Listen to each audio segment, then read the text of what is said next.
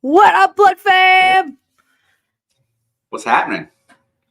Bro, I accidentally fell asleep and I woke up. I gotta fix my camera, but I woke up to like one of the best moments ever, bro. I woke up as Jordan Love was throwing a touchdown to Romeo Dobbs to make that 48 points that the Cowboys gave up at home. This was karma, okay? This was genuine karma for the Lions game. They shouldn't have had a perfect. I don't care that it was Cowboy Day, right? I don't care that it was Cowboy Day when they played the Lions for their last home game to have a perfect record at home. This is karma, and I wish I wouldn't have fallen asleep, but I did. I needed to sleep, so it was okay. But yeah, I woke up right as they put that up to 48 points. I didn't watch the rest. I knew Dallas would score some garbage time points and try to make a comeback, but I just knew that it wasn't going to happen, and it was like it injected serotonin straight into my bloodstream. Let's let's unpack a little bit of what you said there. Dallas Which gets a part? Dallas gets a jank call that flips them in Detroit from the 2 seed, and then in turn gets a on the rampage Green Bay Packer team at home, where they could, if they would have got what they deserved, they might have had an easier task ahead. I think it is karma, and I think it's pretty awesome. It did cost me my parlay, but I don't think I care. Dude, I'm 3 for 3 so far. I'm 3 for 3. I just need 3 more. And listen, what the Packers did today was the first time that it's ever been done. It was the first time the 7 seed has ever won in this playoff format. So you know what that means? That gives me hope that this is going to motivate the Steelers tomorrow because they will make me. That's my 5th pick.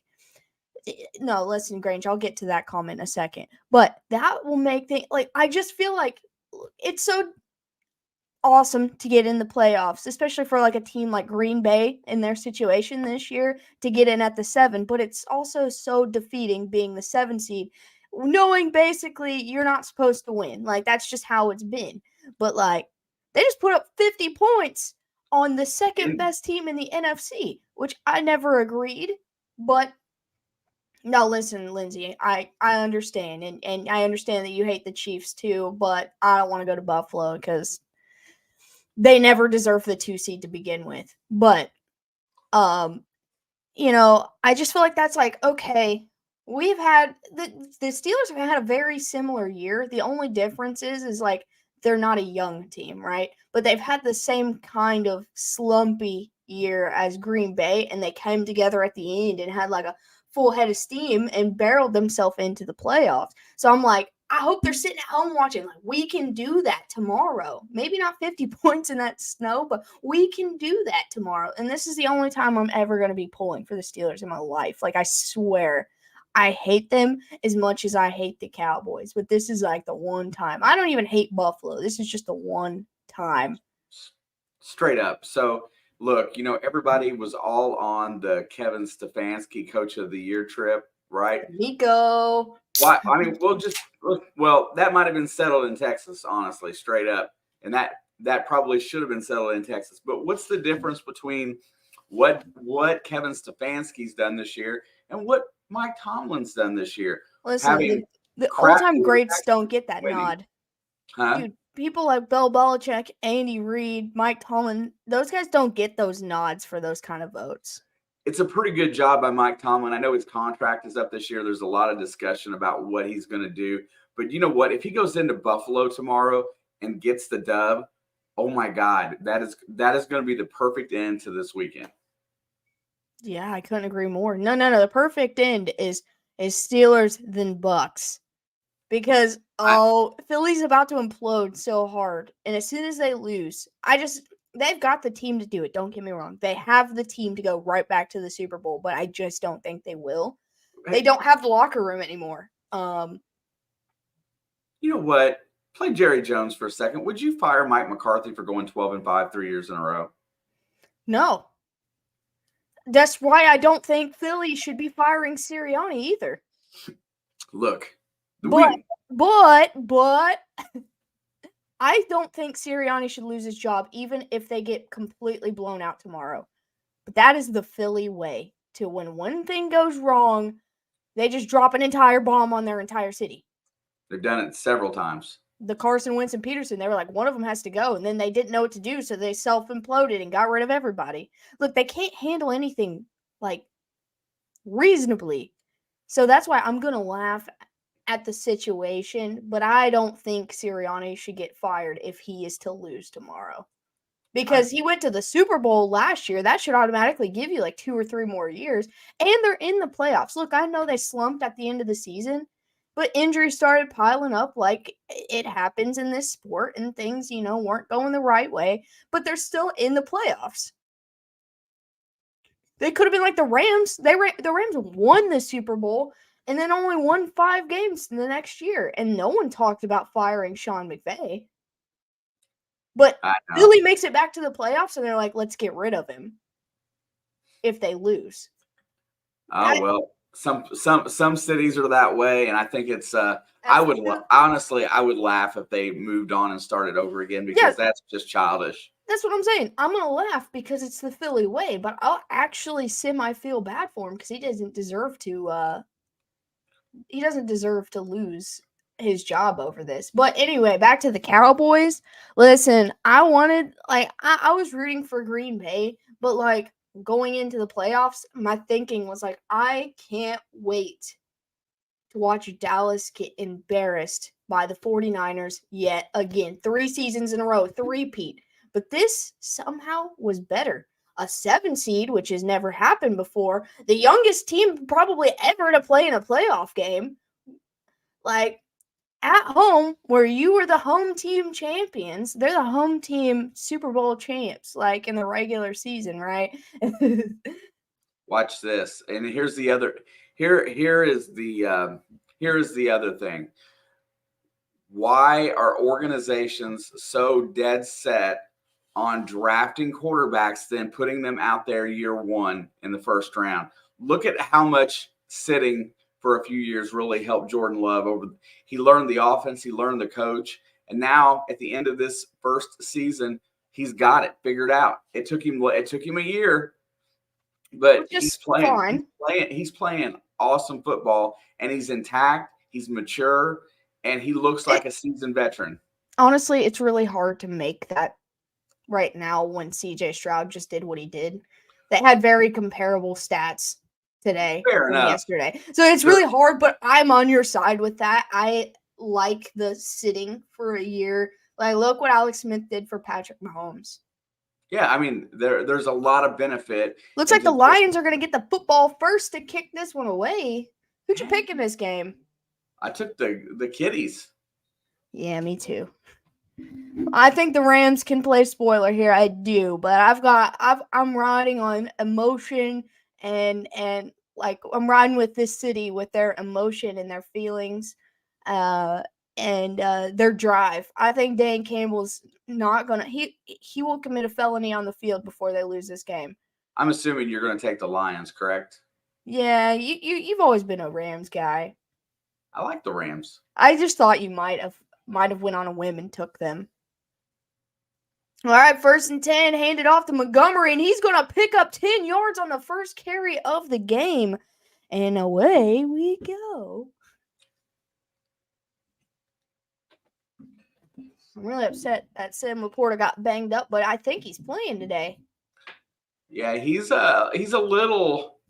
I think they're going to immobile. He's got a big brace. I thought they said he was reaching towards playing today. He is playing. He's in the game. He blocked.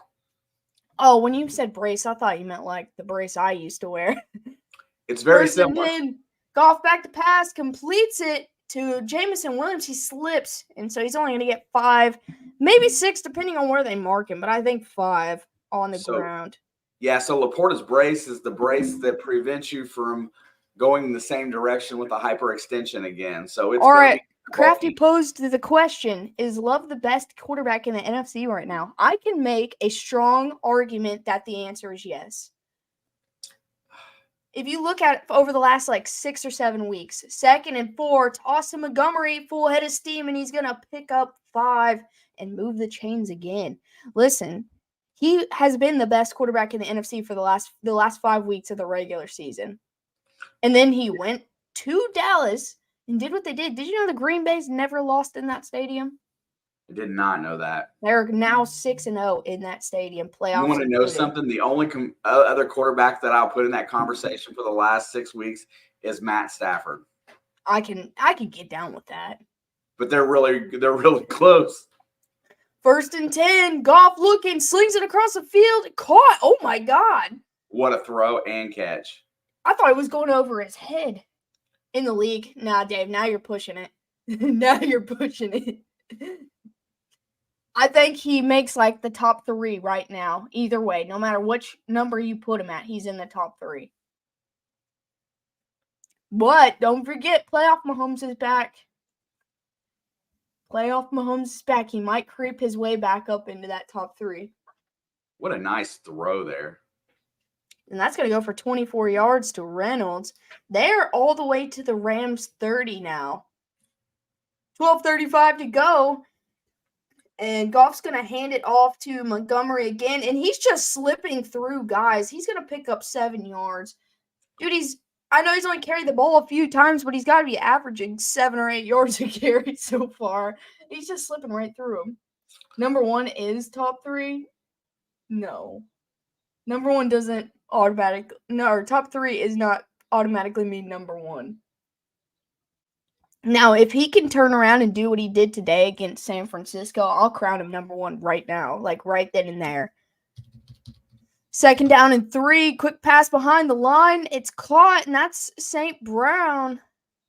And he's going to pick up the 1st down. Amon-Ra. The refs robbed us lines now. Thank you, refs.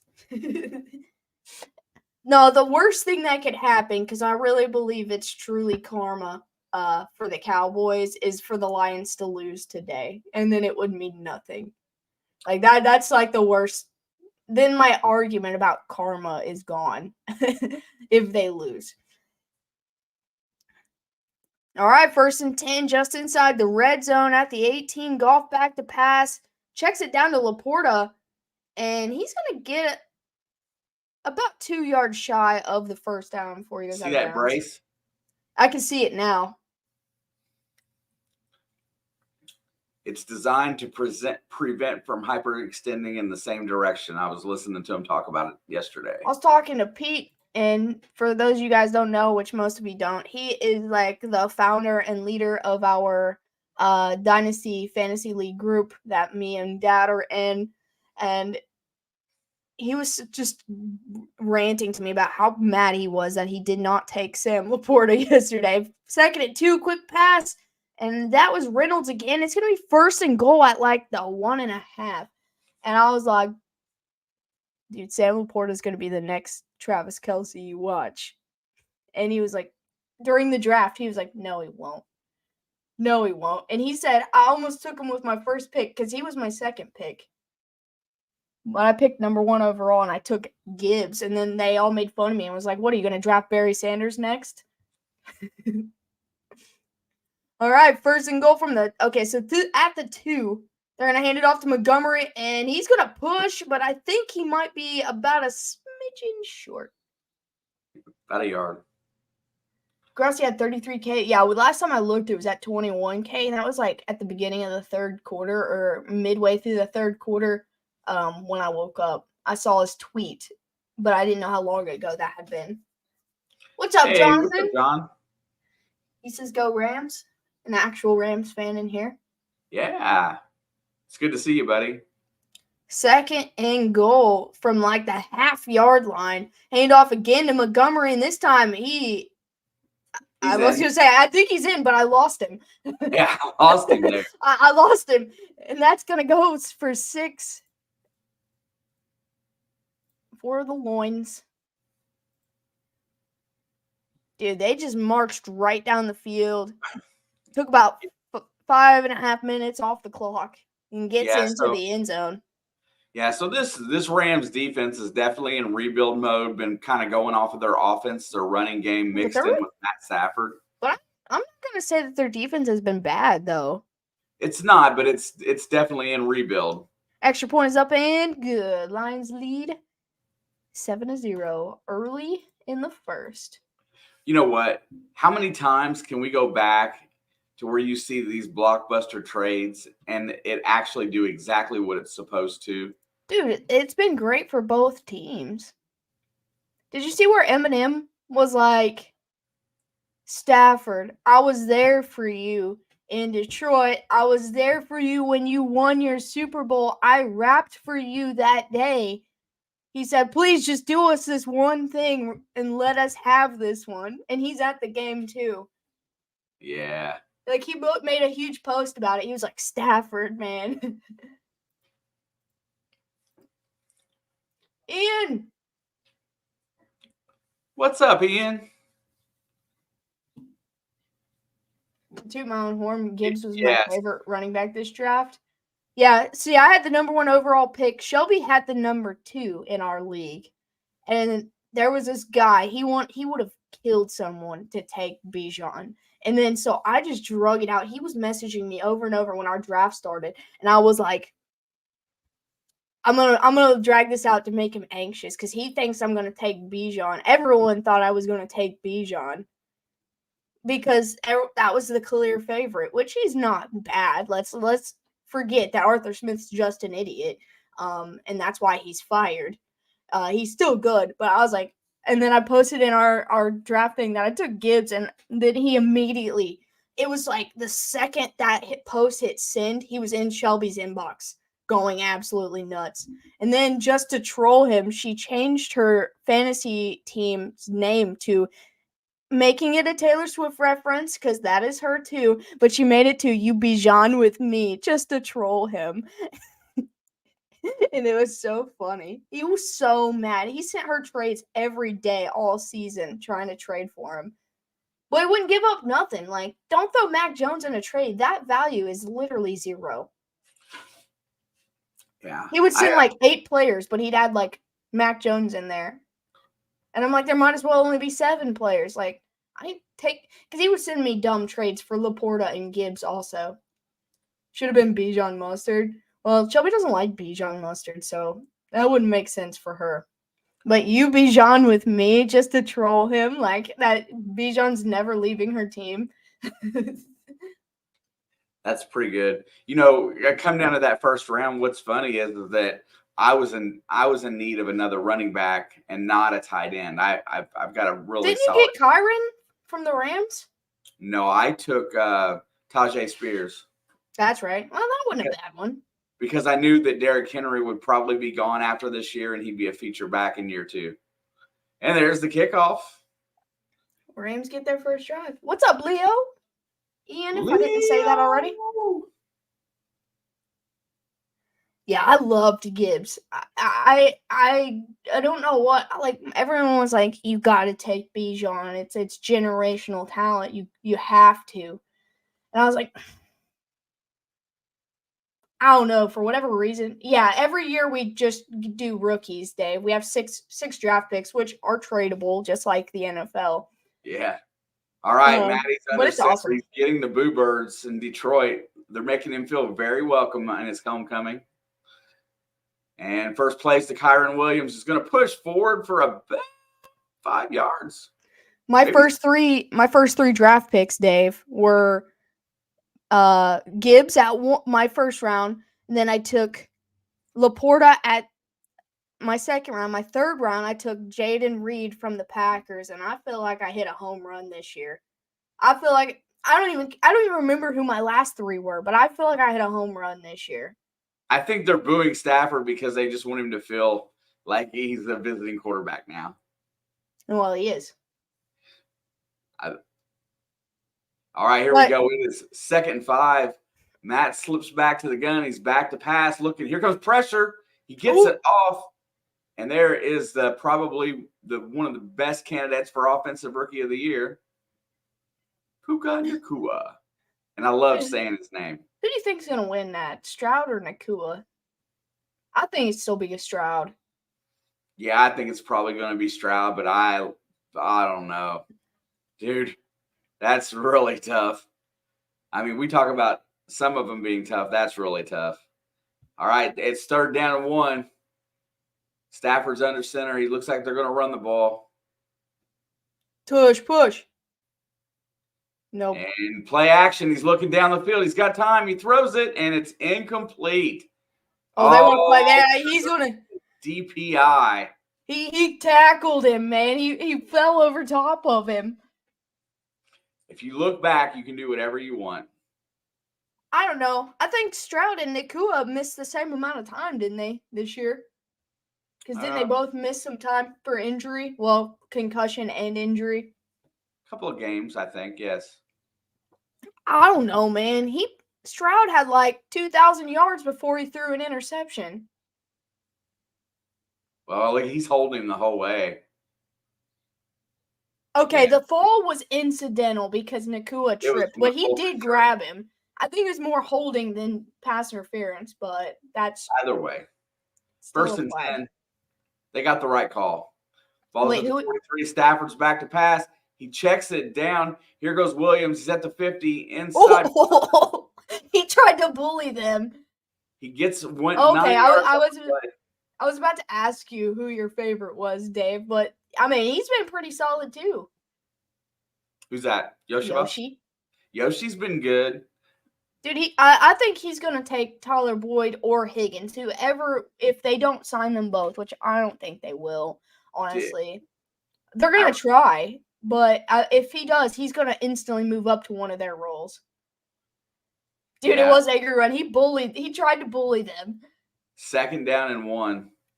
What the heck happened in Dallas? A miracle, dude. It was beautiful. I fell asleep, man. I missed it. Williams is going to get the 1st down. He's good for about 4.5, 5 yards per carry, running like a champ. This might be a shootout today. Honestly, if Kyron Williams didn't have to go on IR at the beginning of the season, he would be right there too because he was going to pass McCaffrey in rushing yards. But he missed 4 games, and he's still close to his total. Yeah, he ended up with second most, I think. He played, I think, in 11 games and had 1,400 yards, something like that. Yeah, he was second most, and he missed over 4 games. All right, here we go. It is 1st and 10. They're moving the ball effectively. Ball's at the 43. Play action. Here comes the blitz. Oh, he gets it off to Tyler. Oh, that's not Higbee. He threw it like a frisbee. he flipped it out there. Who was That's that? How I throw a frisbee. Oh, that's Allen. Oh, D. Allen. Let's see. What's his name? Dude. Nice looking tight end. Davis Allen. He's a rookie. Yeah, there's 14 their whole offense is rookies. There's 14 of them on this roster. Stafford's back to pass. He checks down the screen to Nakua. He's going to get the 1st down and more. He's going. He's at the 25 to 20. Out of bounds at the 16. Puka. See, and this is coming from like playing Madden experience, and I feel like it'll never give you the true experience of playing in the NFL, but it kind of gives you some perspective, and I'm really bad in the red zone. So, like, I would prefer to go out of bounds between the 12 and 15 than go 1st and goal. Like, then you have, like, basically 6 shots. All right. As long as you're able to pick up the 1st down. 1st and 10, ball's at the 16. Maddie's going to change the play at the line. He's got 5 on the play clock. Uh-oh. There's the snap. He's going to hand it off to Williams. He's going to push forward and get about 4 yards. Dude, he's running so hard right now. What the heck? Uh-oh. Yeah. Uh-oh. What was that all about? What was that all about? Well, there's a flag now. It might be. Did you see him? He like grabbed him and like threw him for no reason. Yep, they're going to get him for 23 on the Rams. No, he said yeah.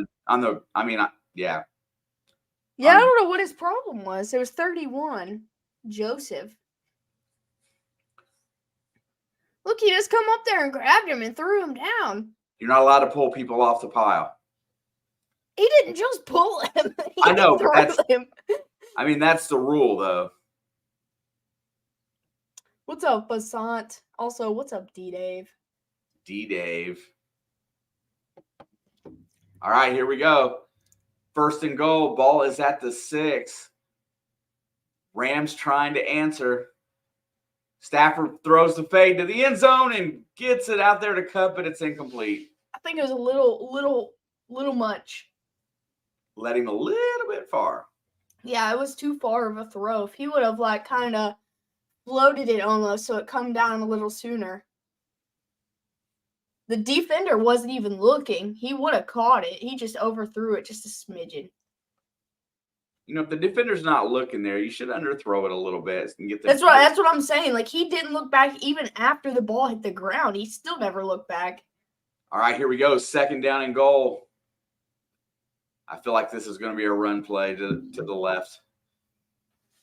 Stafford gets it. He's looking left, though. He throws it out of the back of the end zone, just throwing it away there as pressure was coming.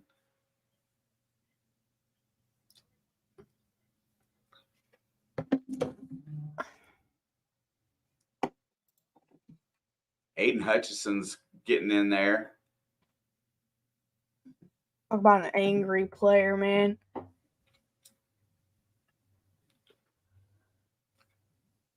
Well, I tell you what, these two teams here, this is an exciting game to see, honestly. This is just a very emotional type game. Matt's back to throw. Here comes the blitz again. And it's he almost got it. No, you can't have a pass interference on a tipped ball. As soon as it's tipped, it's fair game. And the Detroit Lions get the big hold there as they will not risk it on fourth down, as Sean McVay is a smart coach. I know you love Sean McVay. I do like Sean McVay. I would have much rather had him than his protege.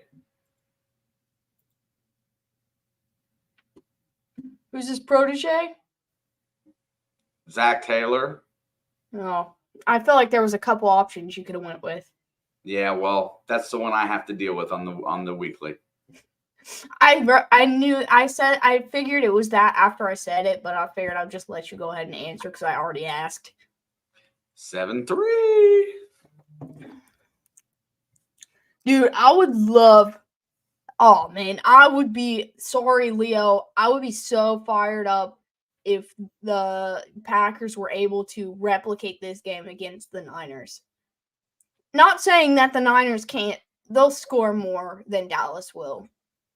I just know that. But, like, to be able to go into someone else's city, with most of them have never been to the playoffs before, because that team is very, very young, and to go in there and compete like that, dude, it would make for a good game. Because, like, a lot of people were talking, not me, I went all in with the Packers on this game against the Cowboys. I did. I went head first. Like, I was willing to defend them like they were my own because I just felt like it was going to happen. Like, I said this morning or yesterday at work, I was like, nah, Cowboys are going to lose because it's straight up karma. Like, this is what they're going to get because they're the only team that went undefeated in the regular season, and they're going to embarrass themselves at some point at home before they could even get to the Niners. But I didn't think they'd lose, even though I went in on it. Like, I was confident. But,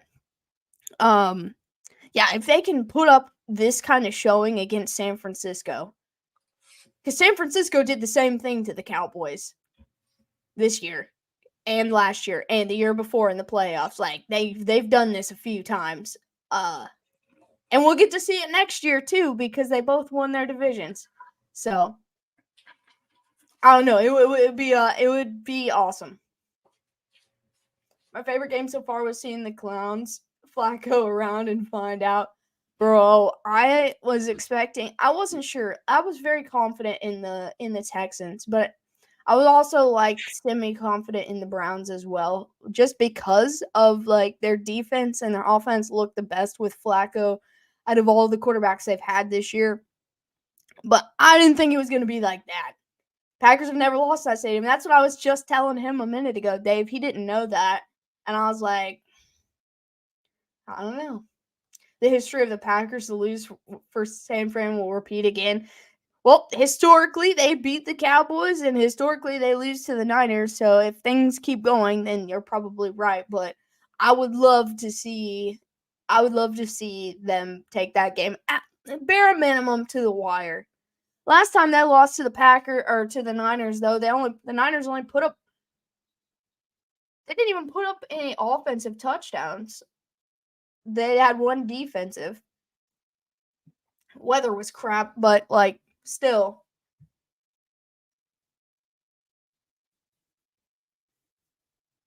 I'm talking about the playoffs anyway. Not whatever their last regular season meeting was. Niners deserve a loss to us. I'm not saying either the Packers or the Niners.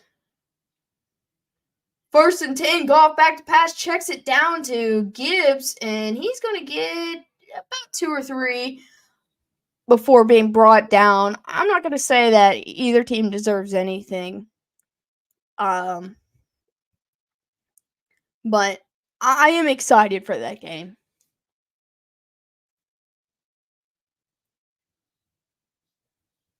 We got 4 minutes left in the first quarter. It's going to be 2nd down and 7. They've got Gibbs in the backfield again. I guess they're giving Montgomery a little bit of a break.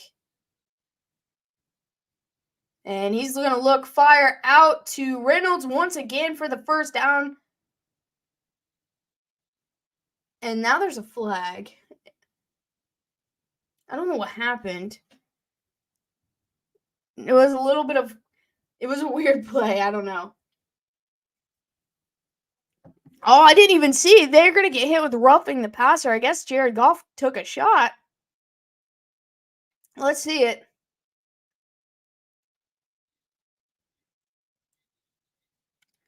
I mean, it was a late hit, so I'll give him that.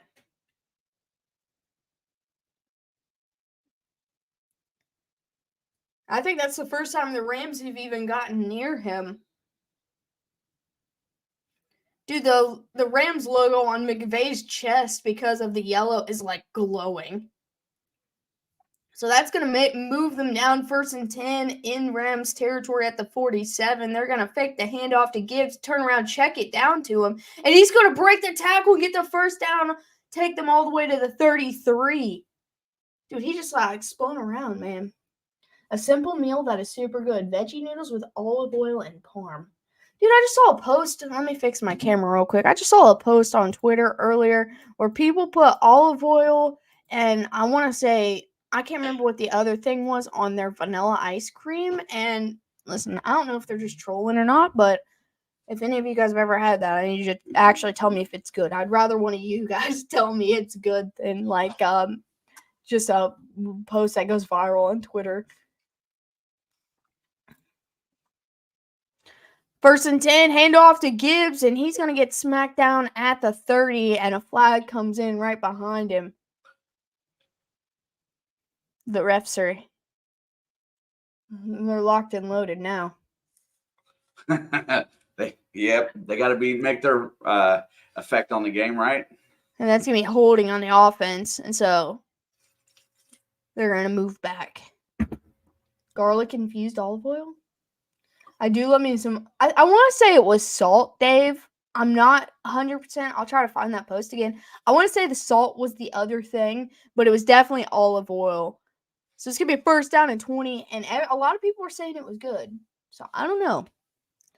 1st down and 20 at the 43. Goff back to pass, has time, fires, and he has a wide open Reynolds, and he's going to take it inside the 20 all the way down to about the 11, maybe the 10. And it's going to be, looks like they're marking it. So here, it's going to be 1st and goal for Detroit with 2 minutes left. Man, who's gonna slip up first? Dude, as long as they don't have a meltdown in the second half, the way that they're playing, they should win this game. But, look at Green Bay. They never took their foot off the gas. And that's what some teams do, and that's why some teams lose some games. So as long as they keep going, which I feel like they will in this situation, 1st and goal, they're going to hand it off to Gibbs, and he's going to get up the middle and in for the touchdown. Oh, my God. What is this tackling for the Rams? They can't stop the run to save their life. Looks like Dallas's defense earlier. My God. Are all these games going to be ass kickings? That's what I was going to say that, but I didn't want to jinx this game into being awful. I was going to say it before it started. I was like, are we just going to get only blowouts this weekend? If that's the case, it hurts, but come on, Steel City, you can do it. Nothing would be funnier than the Bills getting blown out. An extra point is up and good. Yeah, but after they scored 48 points, Dave. Yeah, but it was in the 4th quarter, and they were up by like 32 points or something. They're not going to care to give up a few points. Rams are tackling like the Bengals did this year. Yeah, you know Dude, what? The run game tackling is awful because Montgomery did the same thing on the first drive. Yep. That's my boy, Jahmyr Gibbs.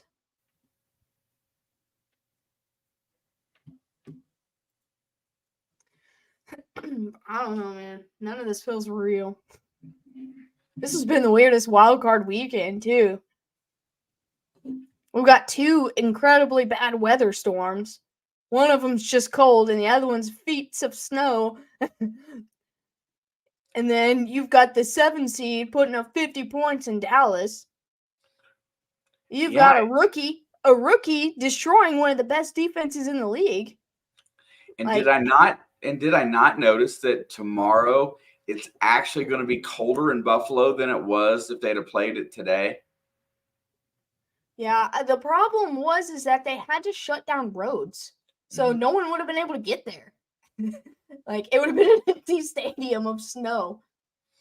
Did you see they were hiring and paying fans to help them shovel? Because they didn't have enough people to clean it up? Dude, if I was a Buffalo Bills fan that lived there, I would be like, yes, I will do that. You don't even have to pay me. Because, like, yeah, I'll work for you guys for a day so I can watch my team play football. I don't care how cold it is. I hate the cold. But, like, it would just be a fun experience. Be like, yeah, I shoveled snow for Buffalo because they were desperate. I worked outside all day today, and it was cold. Yeah, stranger, I did see that. If there were no domes, all the games would have been cold this week. That's probably fair. Houston wouldn't have been cold. I mean, for them it would be. It's cooler than normal.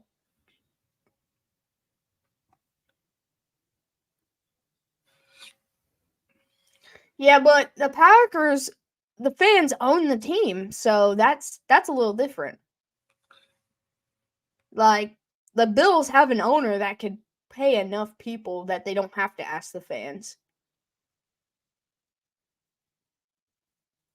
Set for kickoff. Weather in Houston. Yeah, it's 40 degrees in Houston, so that's cold for them. And he's going to return it all the way to 29.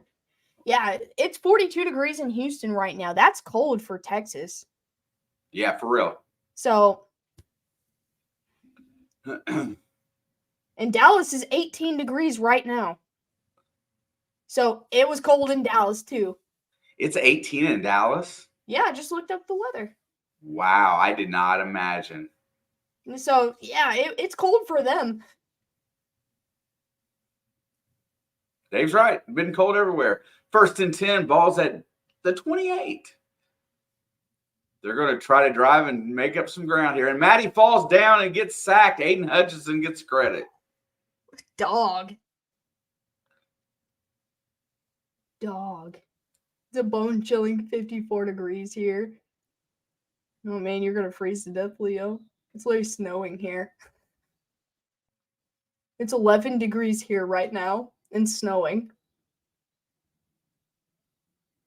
For at least the next hour and a half, it's going to be snowing. I'm over it. I am over it already. Well, you got at least another week of it. 2nd and 19. And there's the handoff to Kyron Williams, who is going to get about 3 of that back. It's going to bring up 3rd and really long here. I don't know that the Rams can afford a 3 and out here the way that Detroit's moving the ball. Dude, I don't even think they can afford a field goal here. Like, I think they have to get a touchdown. Yeah, they're going to run one more play here in the first quarter. Detroit come out swinging today, boys. Dude, I told you, I can't bet against them right now. Like, round 2 may be different, but just accomplishing a win. Man throws it down the field, and what a grab. First down, and who is that? Go DeMarcus. I think that's DeMarcus Robinson. DeMarcus Robinson. Heck yeah, it is. That's Into the first quarter. Leo, I did have to be a plumber because the foundation under that house that she lives in. Oh, yeah, the one outside's frozen too. Oh, yeah, I can't do nothing about that. Yeah, it's what I usually use for the dogs, and it was fine yesterday, so I thought it would be fine today. It's not. You can crack it open, but it's just gonna have to. Yeah. Yeah. Well, once the shower and like bathroom stuff was fine, I was like, well, it should be fine. It's probably right next to it. It's not. Yeah, that's the one that freezes all the time. Yep, I learned. Ethan. Oh yeah, I've got my under sink cabinet open. It's just where that sink sets, I think. Yeah, everything's on the cold side of that house in that bathroom. That's why you got to keep it, at least. No, running. I'm talking about the kitchen. I'm talking about the kitchen. Both of them. The Get kitchen some is heat tape. That's not a bad idea. I didn't even know that was a thing. My last house I lived in, not this one, but the one in Indiana, we didn't have any problems out there, surprisingly, but it wasn't as cold like the year before when we were there. We got a lot of snow, but like it wasn't as cold as it is now. So we didn't have any issue with it. Hey, and Leo, I went to work today and I played plumber all day today at work too, because that's kind of what I do. I've been flipping my heater's breaker all day. Surprisingly, our water heater only went out that first day when I realized that my pipes were frozen. But, like, it's been fine since then. I took a shower last night.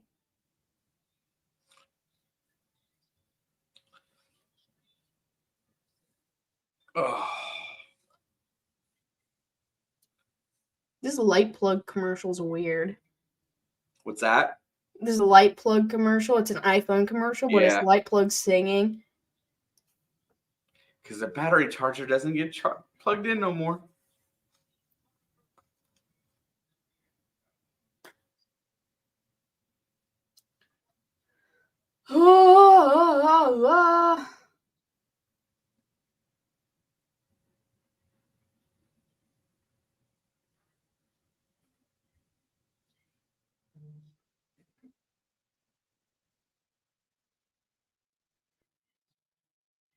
I didn't take a shower last night. I just roll my own stink.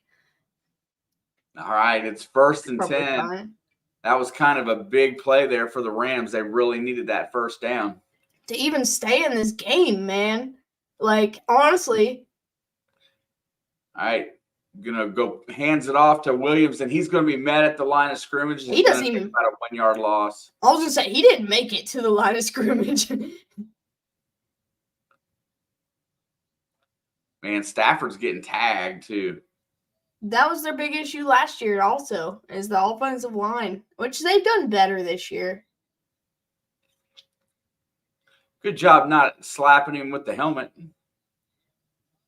No, but they busted up his hand. All right, it is 2nd down 11.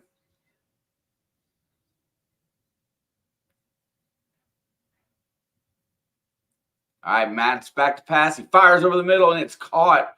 Throws a dime in there to Puka into double coverage. Took Maybe three even guys. triple. It took 3 guys to bring him down. Have you listened to his interviews? Dude, he's awesome. He's awesome.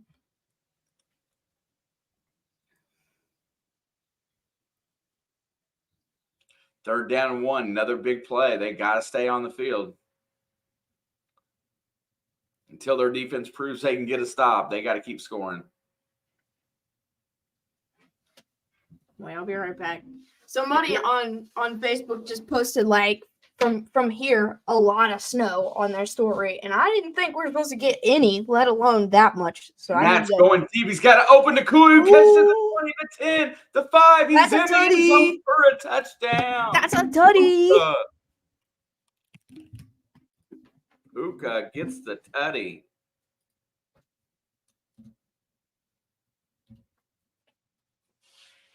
Wow. What a play.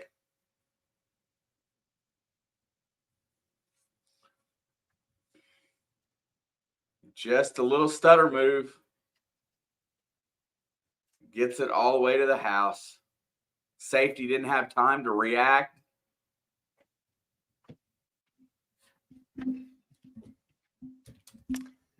There's no snow. I don't know where that woman's at. Extra point is up and good. I told you the Rams needed a touchdown to stay in this one. Well, they sure got it.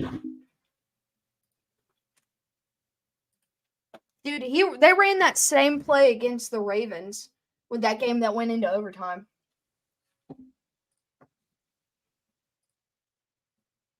Yeah, all he did was a little stutter step and then He's ran fast too. He's really quick.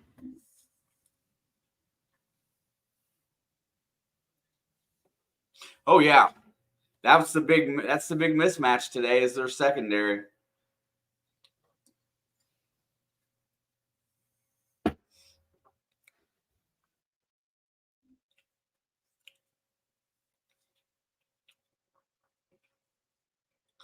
Probably would have been a good game to really bet the over.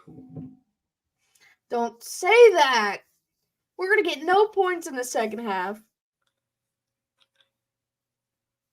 We're going to get no points. We're not even close to it yet.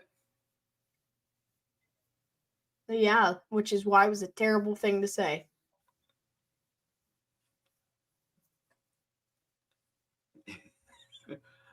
I really don't believe that what we say in here has any effect on anything. Yeah, but if we say it, that means a lot of people are saying, and it's a genuine curse. It's like the general public curse. What's up, Rob?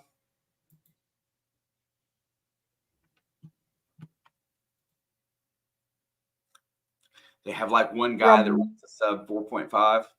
Roberto.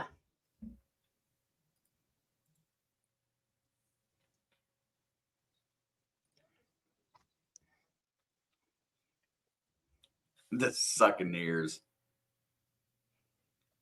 What's up, Lisa? What's up, Lisa? Joey? Do you think all 30 stadiums will have a dome? I hope not. I like the weather effect. I know that's not the best viewership for, the average consumer, but I love it. Oh, man. Like, that game where Mac Jones only completed like 2 passes against Buffalo because the wind was like 70 miles an hour? I loved it. Lineups posted, Robert. I loved it. I love snow games. I love snow games so much. I mean, especially when my team is playing in them, but I just genuinely love snow games. And I love when teams that play in snow cities cry about losing and blame it on the snow. Buffalo. That's what I'm hoping happens tomorrow. We couldn't see them. It's snowing. They got black helmets. They got bright orange helmets. You can't miss them. Wow. I don't want anybody to have a dome. First and 10, handoff up the middle, Montgomery for 11. Let me go look at what his average is so far. I gotta know. About 8? About 7? It's saying 5.8. He's gone 6 carries for 35 yards, and one of them went for 11. Unless it hasn't updated yet. No, I don't want to subscribe to Paramount Plus. I just want to look at the box score. First and 10, they're going to hand it off to him again. This time, he's going to get about 5. His average went down to 5.7. And Gibbs has. Do you think Green Bay will ever have a new stadium? I hope not. I hope they just actually take care of it, fix it up. That's how I feel about Arrowhead. I don't want them to ever get a new stadium. A lot of people that aren't like fans of them don't like that stadium, but I think it's the best, and I think that city thinks it's the best too. But Chicago did get a new one, and Minnesota got a new one. 2nd and 5, Goff looks, fires, and I believe that's caught. It is by Jameson Williams at around the 50. I don't know. In some ways, I'm very old-fashioned, man. Like, I like the old stadiums. Except for Chicago's, like, they do need a new one because, like, it's awful. And probably FedEx Field needs to go. First and 10, quick pass out to St. Brown, incomplete. Problem with Arrowhead isn't the stadium, it's location, specifically access to the location and getting out. I think it's perfect. I think all football stadiums should be designed to like Arrowhead and Kauffman Stadium because they're both right there together. There's 4 different exit points / entrance points. It's up on the hill. There's a mile of parking lot, so everybody that's parking there, nobody but football people are parking there. Like, go to, like, the Cincinnati one is so hectic, man. The people that sat next to us our last game, 2nd and 10, quick pass out. And it's going to go for about 4 yards. The people that sat next to us our last Bengals game didn't even get in until the 3rd quarter because of how it's designed in traffic. Like, you have to get there like 6 hours early if you want to just go right in. Like, you shouldn't have to go 6 hours to get into a stadium. And the line you're in is directly next to it. Yeah, Arrowhead has the best parking situation out of any sporting event I've ever been to. I think that everybody should have their stadium up on a hill away from everything. 3rd down and 5. And they're going to pass out, and he's caught by St. Brown. He shakes the defender, and he's going to go down after crossing the 30. But if you don't want to tailgate, you're kind of screwed. But, like, all you have to do is go up there and park. Because they've got parking for football and baseball, so it's a double wide, lengthy parking situation. So just don't, like, I don't know. I feel like it's easy. And I went and saw Taylor Swift there, too. We got in and out for both the Chiefs and that. Like, I don't know. I think it's perfect. 1st and 10, hand off to Gibbs, and he's going to take off, and he's going to go all the way to the 11, maybe the 10, pick up another 1st down. Dude, the running backs are insane. And actually, I picked for the Chiefs yesterday night. I would have been a lot more nervous about that if the weather was any better. Like, Miami's just not built to play in cold. All I could talk about last night is how piss poor Tua's arm looked. I just think the league needs to respect L'Jarius Sneed just like 10% more. That's the only thing I have to say about it. And now there's going to be a flag. That's going to be offsides. Yeah, they have enough parking for both the Chiefs and Royals to play at the same time, like a packed full house. That's not even fair. There's only like 10 people at a Royals game. I'm saying if it were packed, go back to 2015, they could pack that stadium. I keep noticing Sewell as someone that fat should not be able to move like that. That's why he was so high up on the list for Cincinnati. Obviously, you guys got Jamar, but dude's really good. So it's going to be 1st down and 4 at the 5. They still can get a 1st down on the inch line. Also, what's up, Shebley? And they're going to hand it off to Montgomery, and he gets met by Williams. Fair, Dave. St. Louis fans travel well.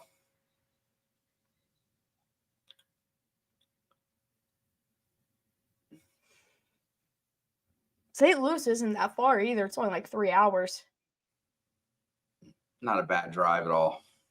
I mean, I guess it's different if you live in different parts, but just driving through, it's only 3 hours. 2nd down and 5. I guess they did lose a yard there.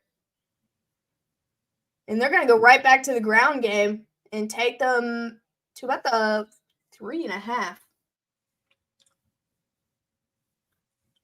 I don't know. I've been to a lot of different stadiums and saw a lot of different situations. Checked it out. And yeah, that's got to be the best parking situation I've ever been into. And like Cincinnati, we valeted right like across the street, and it still took us forever to get out. Yep. Plus, in Arrowhead, you don't have people walking all down the street. 3rd down and 3, hand off up the middle, and they're going to get to about the 2. Oh, decision time. He's going to go. You know he is. I would take the 3 to make it a touchdown lead, but he's going to go. You just know. Oh, Dan Skipper's, he said, I'm reporting me. 4.5 hours for you. Do you think they run that same play? The 2-point conversion play? No, because Skipper wasn't supposed to report for that. He's going to that spot, though, this time. All right, 4th and 1. Oh, snap. It's the same play. And Goff's looking. Pump fakes, fires, caught. Sam Laporta in the end zone for a touchdown. Dog! I knew Dan Skipper wasn't going into the end zone. But I love that he made it known, very known, that he was the one reporting this time. They're going to show the camera on him for those 2 guys for the rest of their career every time they report as tackle eligible. Nah, just this season. Laporta, look at that. That's baby Travis Kelce. Changed my mind. They even wear the same number. Baby Kels. Extra point is up and good. Lions got 11-point lead. They didn't want a 7-point lead. Man, they just keep driving and scoring touchdowns. I mean, that play, you got to say shout out to their O-line for giving Goff and the play time. Like, that's all that was about, is he had time for the play to develop what they wanted to do.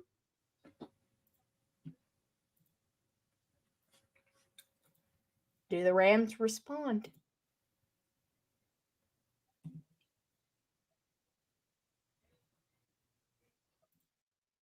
Yeah, I'm with you. I like it. But I think I trust the Lions defense enough. That touchdown was just one blown play. For the rest of the part, their defense was playing well. So they're taking it as, what if it was a fluke? Like, okay, it was blown coverage, blown up play, but he's confident that they can stop them, but this just makes it even better.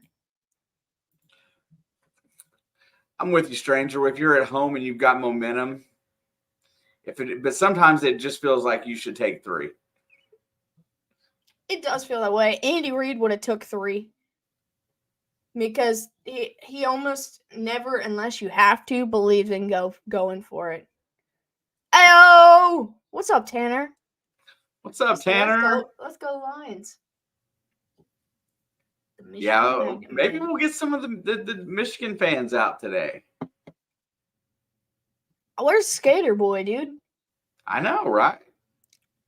Is he at the game? He could be at the game. Miss you guys. Oh, miss you. Can't wait to hang out with you guys again.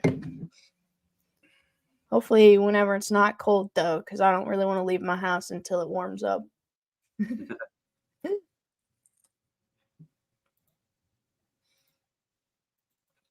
Oh, man.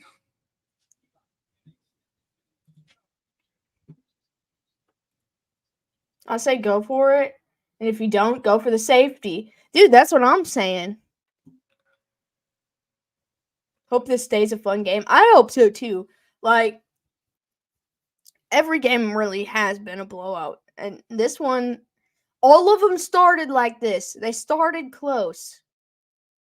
Except for I didn't see the beginning of the Packers game, so I don't really know how that started. 27-0. Oh. Okay, I'm okay with that one, though. I'm all right with that one. I slept too. I would have rather watched the first half than the second half. Then who scored all the touchdowns? Wait, never mind. I'll just pull the box score up. I got it right here. Running back. Aaron Jones. Yep. He had 118 rushing yards too, and Romeo Doubs had 150 receiving yards on 6 catches. Oh Dude, my! he is bloody as. He's gonna have to get stitches.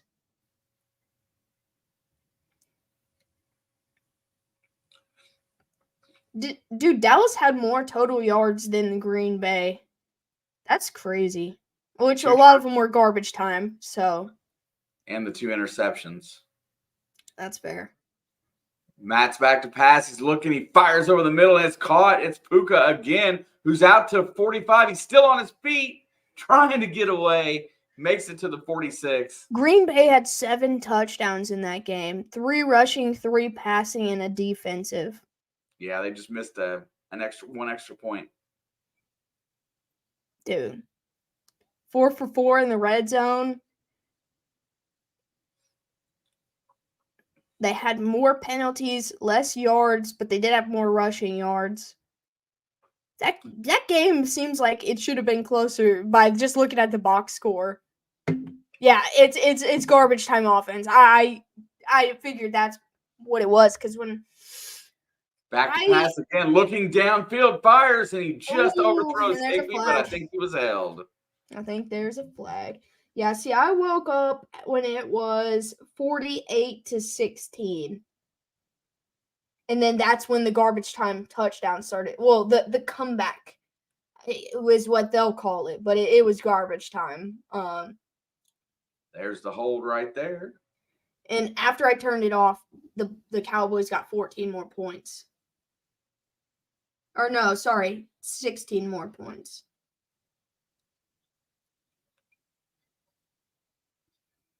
$80 points in a playoff game is just nuts. It's really nuts. All right, it's a 1st down and 10. Ball is crossed midfield. Just barely. Just barely. And they're going to hand it off, and I don't know who that is. No, that's their backup. Rivers. Yeah, that's his name.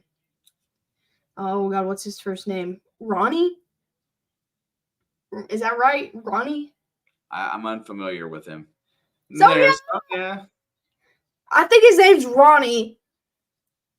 Because I remember the first time, seeing his name, and I was like, his name's really Ronnie Rivers. I'm pretty sure. Yeah, I think it is. All right, it is 1st or 2nd down and 10. Gain of 0 there. Gain of 0. I'm glad you pointed that out. Back to throw. Fires over the middle. And that's going to be about a 5-yard gain. How do you say his name? Skowronek. Hey, Skowronek. I think it's Skowronek. Let's just call it Szechuan sauce. Szechuan gets the reception for 5. Szechuan. I'm good with that.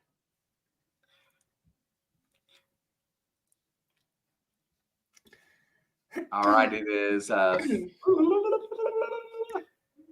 Should be 2nd or 4th and 3rd and what?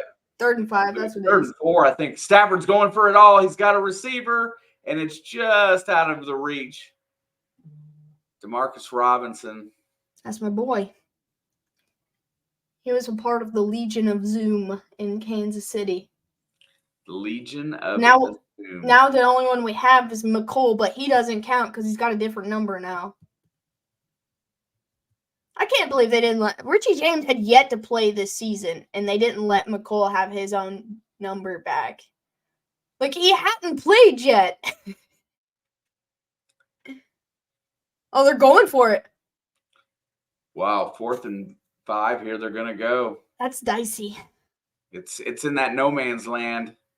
Back to throw. Here comes pressure. Fires it out. It's caught. First down. Ooh, I think that's Cooper Kupp. Oh, no, it's Cooper Kupp. Is that his first catch? I know he's been so. targeted a couple of times, but I don't think he's caught anything. Can you imagine just saying that? That was his first catch. The way the season worked out, that Cooper Kupp has been wide receiver 2 on this team. I think they're like so similar, honestly. Like, I think they're both wide receiver 1. But like, people remember the last couple years of Cooper Kupp, so they're just going after him. And no one expected Puka to blow up like he did. I got a comment after this play. I'm going to hear what you think. Play clock's running down. Gets the snap off. Back to throw. He fires it deep, and it is caught by Sewell. He's going to go. God. I thought that was picked off. There's another touchdown for the Rams. When that defender dove, I was like, that's an interception. That was Tutu Atwell. I don't know what you said. Why did I say Sewell? Sewell plays for the Lions, but that's Tutu Atwell. Yeah, what the hell? Anyway. You said it registered afterwards that's what you said. I have no idea why I said Sewell. They're up for the extra point. Kick is up. It looks like it's going to be good. Oh, that looked like it went out. That was really, really close. Oh, yeah, that looked like it went out.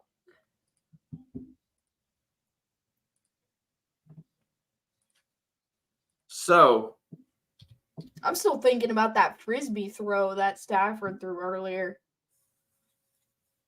I have a question. We're just talking about this team here, and we know how young that the Packers are this year, like average age of 25, whatever. But, the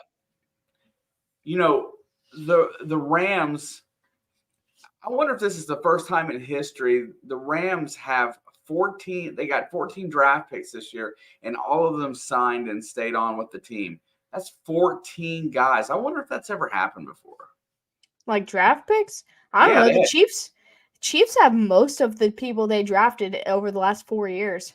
I was just going to say, but they have 14 players this year. That's a lot to make the team. Usually it's never that many of them. You might get 5 out of your 7 draft picks or a few others. And I know they had a lot of like late round picks, but they all made that team.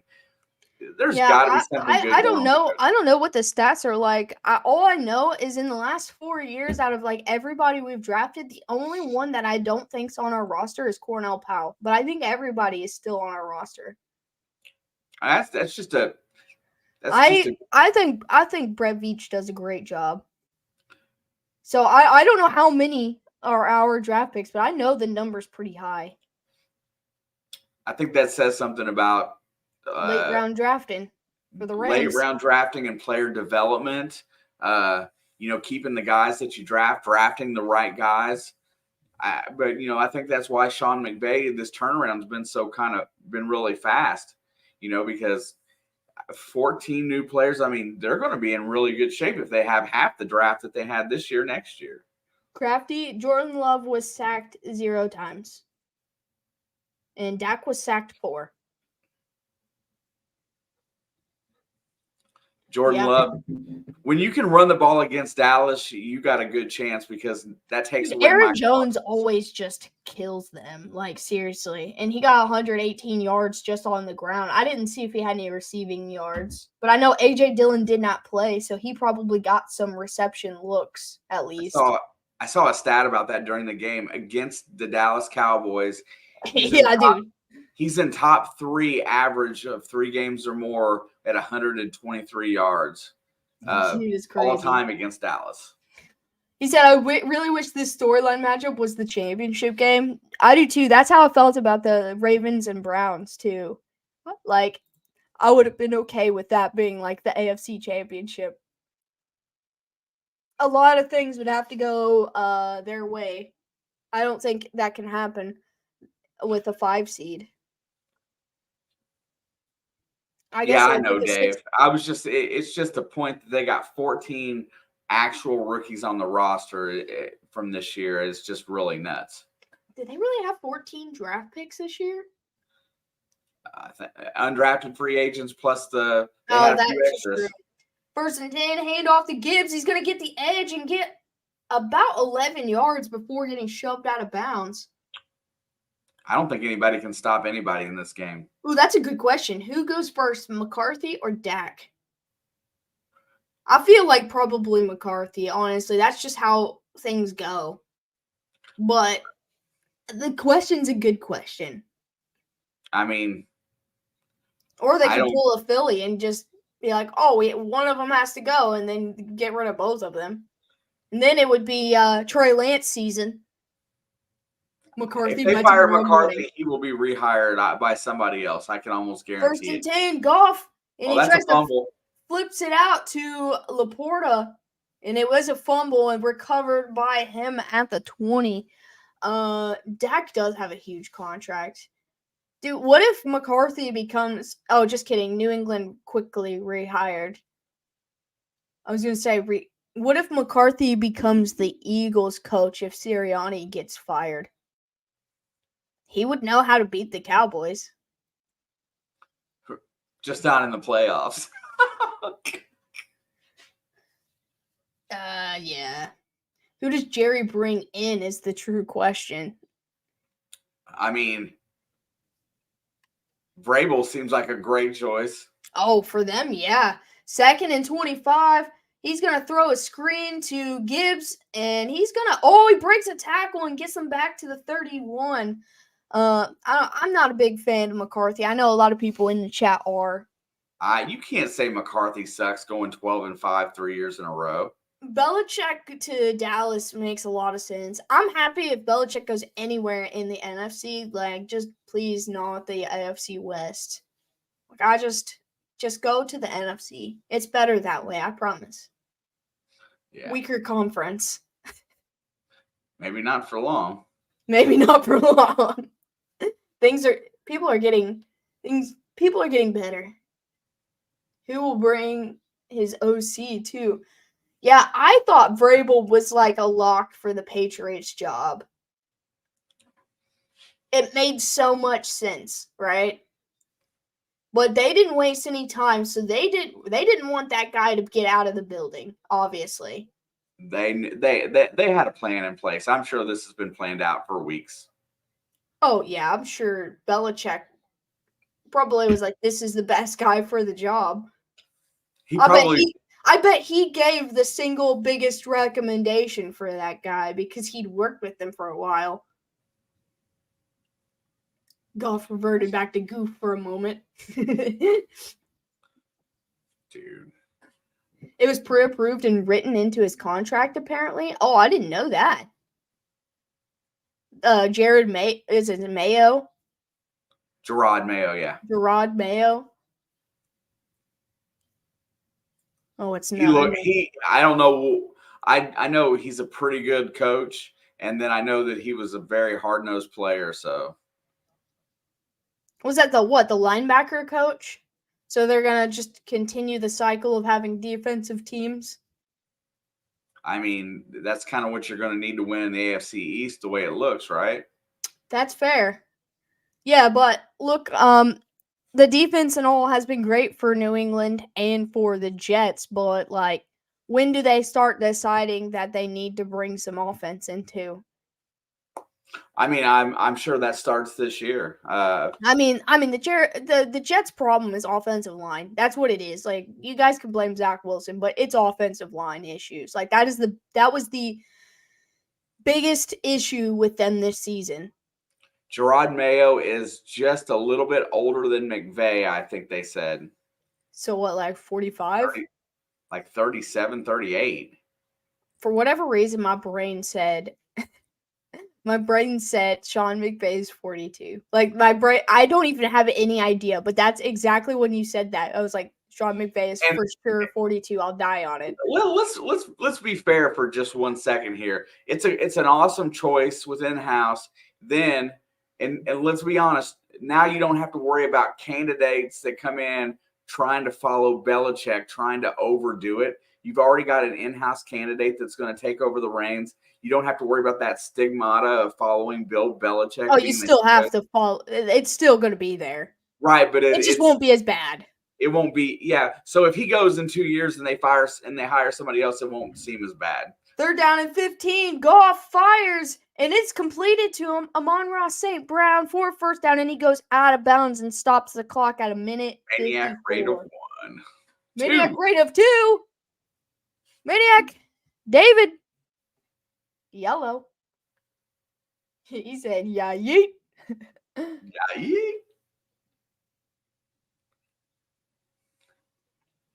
They've kept Aaron Donald in check in this game. I was getting ready to say, the running game's done that. All right, 1st and 10, handoff to Gibbs. He's going to get to the left side and get a yard and go out of bounds. I guess a positive yard is better than no yard. For real. And he didn't take a hit. He kind of just stepped out. Something to be said for not taking a hit. I'm still in awe over Mahomes' helmet blasting off. Bro, did I send you the photo that was taken? That is one of the coldest, literally coldest photos I've ever seen. I made it my lock screen.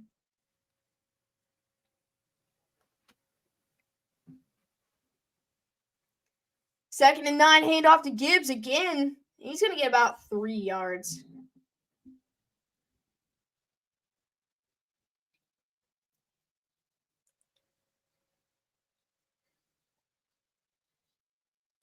Dude, I didn't even realize it, but this second quarter, we're already almost done with it.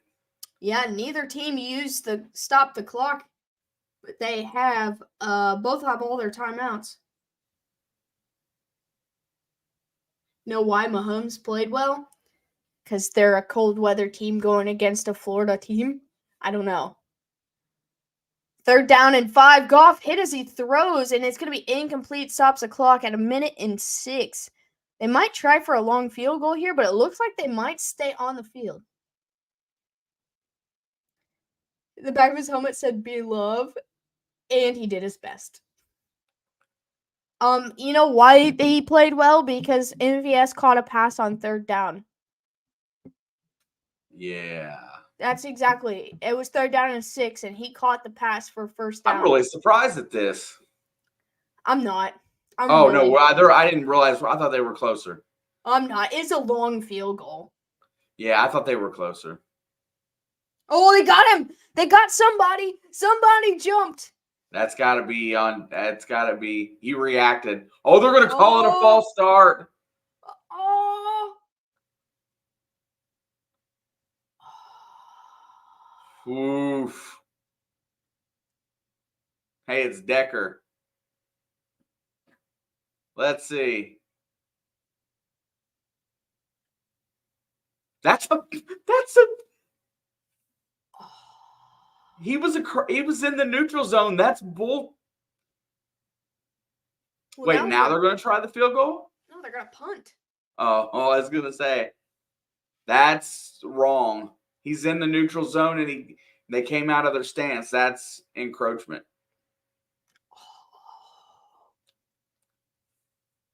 Oh, that sucks. All right, punt is up and away. And he calls for the fair catch at the 10. I feel a Matthew. Oh, there's a flag. He never crossed. He had both feet across. he put his feet together across and then jumped back.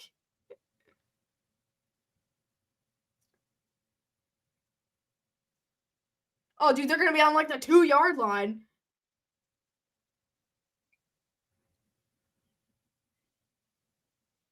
Did you see that Lions player hurdle his own guy? Illegal block, blindside block. No, they're going to be on like the 5-yard line for real, though. Yeah, like the 4. I feel a turnover coming over right here. Detroit's not whining. He literally had both feet across. It was like that drill where you go like out with your 2 feet and then you step in with your 2 feet and you go out. He had both feet across like he was doing a training drill.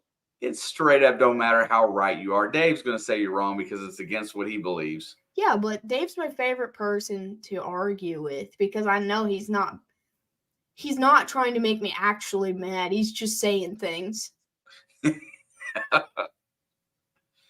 So that's what I like to argue with Dave.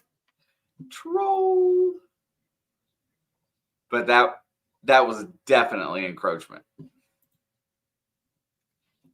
Yeah, it was.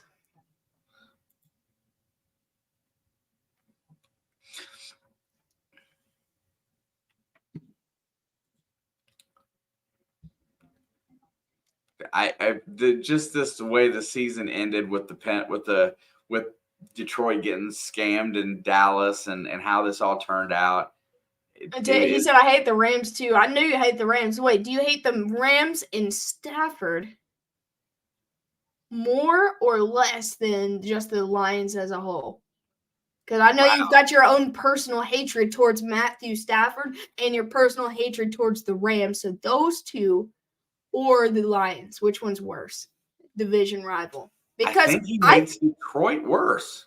Yeah, but I would understand because Matthew Stafford was at Detroit for like a long time. So that's like double.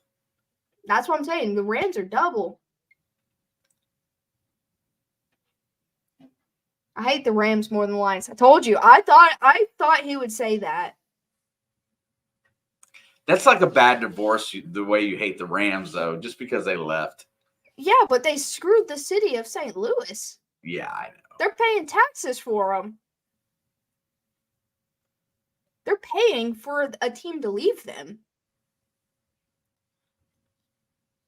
Oh, I thought you hated Stafford. I don't hate Stafford. I think he shouldn't be in the Hall of Fame. I mean, he's going to be really close for sure. I mean, he's got a couple records that nobody's touched.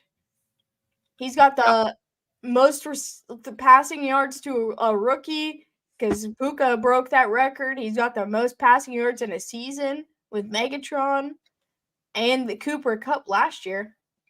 They screwed my friends, and I am paying the least too. Yeah, there you go. See, all St. Louis people should probably hate the Rams. Now there's a handoff to Williams. Sorry, I forgot this was the Rams now. It's okay. They got their 5 back, though, from the penalty. I cannot imagine. He said, but they got my team a nice stadium. I sometimes I forget that the Chargers and Rams share a stadium. I just think Charger Stadium. I don't know where the Rams play. Not anymore, Dave. Who would be the new candidate? Roethlisberger's gone, so you can't put it on him. Hang on a minute. Here comes pressure. He fires it. It's going to be cut for a first down, and then a few more. That should end the quarter unless they call a timeout. I would call a timeout if I was Detroit to make them run another play. Sam Howell? Josh Allen's about 250. I don't know. I feel like Sam Howell and Baker Mayfield look exactly Jared Lorenzen. Of course, Jared Lorenzen, but he don't play anymore. I mean, that's actively playing, Dave. Halftime, boys. All right, let's go. I got a stat here. Give me a list. Every time I hear whose house, I want to call back timeshare. How is baby Baker Mayfield? I feel the same way. I feel like their build and everything is like pretty identical too. They just got different faces. Let's see. There is a lot of quarterbacks in that 235 to 240 range. And then there's some that are a lot smaller. Let's see. I think Aaron Rodgers probably weighs like 180 pounds. Anthony Richardson, 6'4", 244, is the biggest.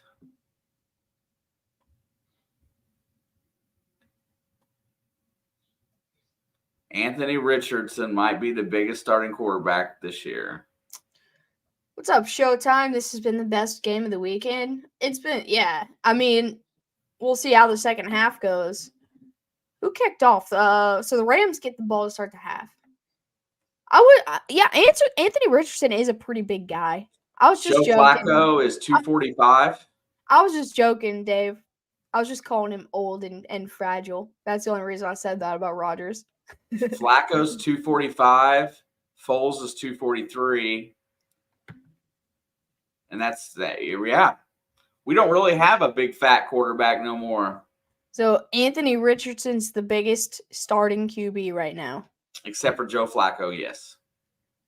Yeah, but he's a backup. He's not a starter. He's technically their backup. Anthony Richardson technically is their starter. He's just injured. Watching Dallas get destroyed is always the best game of any weekend, especially this one. Oh, yeah. I thought it was going to be the Niners, but this was better somehow. The Niners doing it to them 3 years in a row. Also, what's up, Rick? Well, most of them were all right around 6'5". Oh, no, yeah. I don't think Browns fans, like, obviously a loss, yes. That was tough to watch if that had been my team. But, like, the Browns had a good season for having so much bad happen to them. And in all honesty, you know, how long could Joe Flacco play at that level that he was playing at? I mean, you kind of knew that the wheels had to fall off eventually. Yeah, but they said that Joe Flacco's never lost the first round in the playoffs ever. He was 5-0. But his last playoff game was 9 years ago. Have you heard the Cowboys parody song set to Bon Jovi's Wanted Dead or Alive? No, but I'm sure it's good.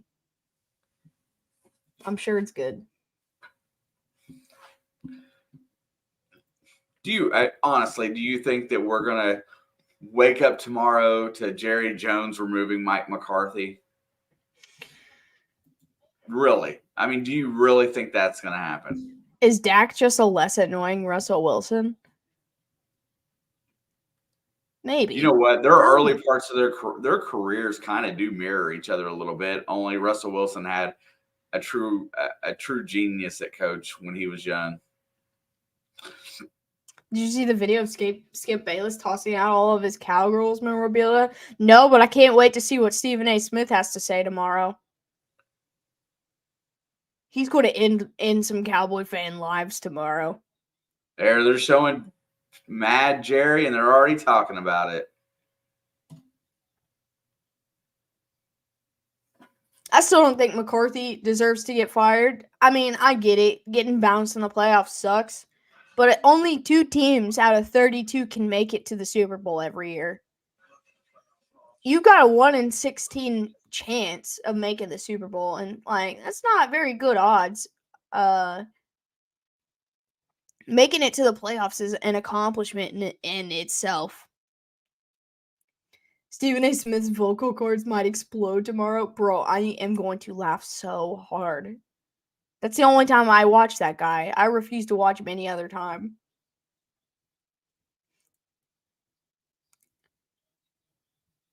Yeah, this is a fair statement. Iowa versus Indiana women's basketball is nationally televised on Fox, and the Chiefs and Dolphins was on Peacock. And I'm pretty sure Peacock lost like $50 million from that. I saw a statistic that they paid $122 million for it, and it said that there were X amount of new subscribers, which amounted to like 70-ish million new dollars for Peacock, which they'll probably over half will probably cancel it anyway. I wonder how many how much they got for the advertising dollars because Geico had a lot of commercials. I mean, they flooded it with extra commercials. That's true, but for Peacock itself, I don't think they came close to that number. Yeah, I think making the playoffs every year for the most part. Dallas has missed like what, one playoff since McCarthy's been there? Like that's it. And so I don't think that means you deserve to lose. Like last year, the last 2 seasons, they at least won the first round of the playoffs. They retired Tom Brady. I mean, sorry, Rob. I didn't mean to attack you with that, but they literally retired Tom Brady last year, and now you're thinking about firing him? Like, dog did us a favor. and you can say what you want about coaching, but eventually players have to win games. I mean, on the field, they've got to make winning plays to win games, and Dak just hasn't been able to do that. Hey, Yeah, I mean, like I think getting to the playoffs is hard enough for the most part. Not for every team, but for most teams. Like that's a win in itself. Like you get extended football seasons, and there are, 16, 18 teams that don't make it to the playoffs. And McCarthy's done it for different places. He did it in Green Bay. He was successful, won a Super Bowl. He's been successful in Dallas. Look, parting ways with Bill Belichick makes more sense than parting ways with Mike McCarthy or Nick Sirianni if they're to lose tomorrow. Like, I get that Dallas hasn't been to the Super Bowl. I don't like Dallas. I want to see them implode just as bad as I want to see Philly implode. But, I don't think either of those coaches deserve to lose their jobs if both of them end up losing this weekend. And there you go. Do you think that Dak Prescott is a top 5 quarterback in the NFL? I don't know. Last week or 2 weeks ago, you said yes. That's the question. Do you really think that? I mean, because that scale is getting out there as far as guys I don't think so. I've never thought so. So then you can make the argument that since he's not that scale of quarterback, that this team overachieves. I think the team's great. When your quarterback lets you down in the playoffs, I don't know, Rob. They've got to have a coach first. It's Trey Lance, dog. Trey Lance season. Yeah, I mean, honestly, I'm good with this list. In no particular order. You can order that list however you want. And I'm good with that list. And then you can put and there's some young guys that are really knocking on the door. CJ Stroud will be on that list soon. We'll be in here for Philly and Tampa, Rob, for sure. Oh, yeah. We'll probably be here for both games tomorrow, honestly. But because the first game directly impacts where I go next week. Whether I'm at home or I have to go to freaking Buffalo. Either way, it's going to be a cold-ass game. But, there's a couple young guys that are going to make that list. I respect that you did not put Trevor Lawrence in there. Which basically you put Herbert in for Lawrence. I think Jalen Hurts gets a nod. People don't understand that the second half of the season, he's been injured. He's had a knee injury for the last 6 or 7 weeks that he's never given time to heal. So I don't think Jalen Hurts is a top 3 quarterback, but I could make an argument for top 5. You can make an argument that Jalen Hurts and Dak Prescott are the same guy. Nah. Jalen Hurts can bench 620 pounds. Dak probably could bench. I'm just saying like 300. They both have elite wide receivers and kind of underachieve. Yeah, but Jalen Hurts' run game is what puts him above Dak. That's what it is. But he got hurt and didn't get healthy. Dude, I didn't look at them side by side, but I made a comment earlier that they were like creepily close in stats. Yeah, there we go. There, that ends the argument. Now, granted, Philly's team as a whole the last couple years has been better, in my opinion, than Dallas's team as a whole. But well, Philly might not listen, have made it to the Super Bowl if Purdy hadn't got hurt in that game. I'm just glad you got. Well, I was about to say I'm just glad nobody has said that guy's name yet in this discussion because But listen, if Green Bay comes in there and wins, Purdy will not be their quarterback very soon. Like, I promise. Like, that's what's going to happen. They're going to trade him for more than he's worth because somebody's going to be desperate enough to take him, thinking he's a god because of his statistics. And they're just going to draft another late round quarterback and do this again and not have to pay anybody. Because they already got Sam Darnold, I think, for at least next year. So they have a plan. Like, I think if they go one and done, no, teams get to the Super Bowls, not players. I agree with you. I agree with you wholeheartedly. Fields would be great on the Eagles. Fields, a lot of quarterbacks would be great on the Eagles. The best O-line and D-line, at least talking about last year, they needed to be in the Super Bowl. Like, the way that their team was built. And then this year, they just added more to that. They didn't really take that many losses. Who weighs more? You or the cat? Probably the cat, dude. He is thick. He's a chunky boy. He is Listen, Sam Darnold with the Jets is not Sam Darnold anywhere else. The Jets can't take care of a quarterback to save their life. Zach Wilson can go somewhere else, depending on the system, of course, and be a great quarterback. And people will be like, man, I thought he sucked. And I'm like, no, it's the Jets. Yeah, that Showtime, that's Alex's cat. Yeah, he's a good boy. He's turned into such a lush. Yeah, he does not allow me to do things without paying attention. I'll be right back. I'm going to throw my trash away, and we are starting.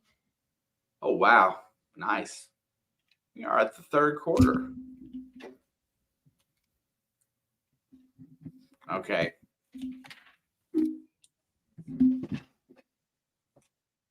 Wow. Puka Nacua, 5 receptions, 106 and a TD. All right, dude. Yeah, Alex actually has two dogs and 2 cats currently. I just have normally my dog would be down here with me, but I've adopted the cat for the time being. All right, dude. Here we go for kickoff. Okay, gotta get right there. You can stay in my lap. Sam, we haven't seen Sam with the Niners. He has a better arm than Purdy, and that offense doesn't need a quarterback to think. Dude, he does have a strong arm.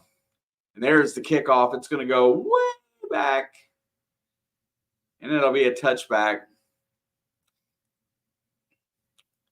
I mean, honestly, if Purdy has a crap game, I would not be surprised to see Shanahan find somebody different. Because I feel like he feels that he can win with anybody in that position. But I think Purdy's a good fit. San Francisco just does not play well from behind. All right, it is 1st and 10. Ball's at the 25. Stafford's back to pass, looking, fires over the middle, and it's caught. And that is Robinson out near the 39-yard line.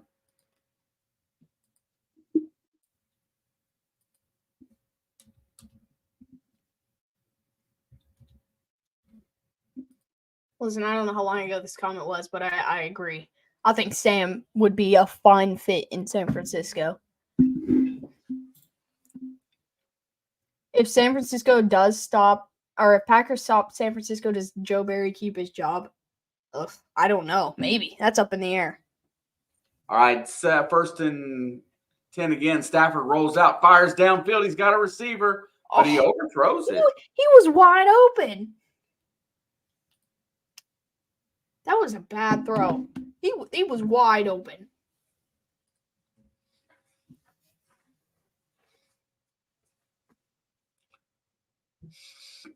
Yeah, he gets away from Hutchinson, rolls out, and it looks like he didn't have anything to hold him up.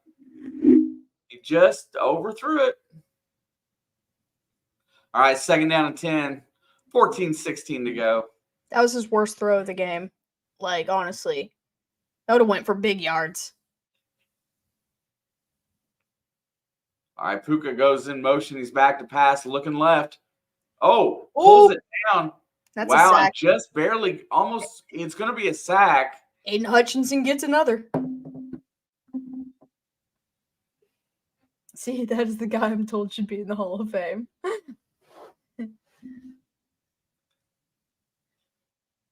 To be fair, he's got a big chunk missing out of his hand. To be fair.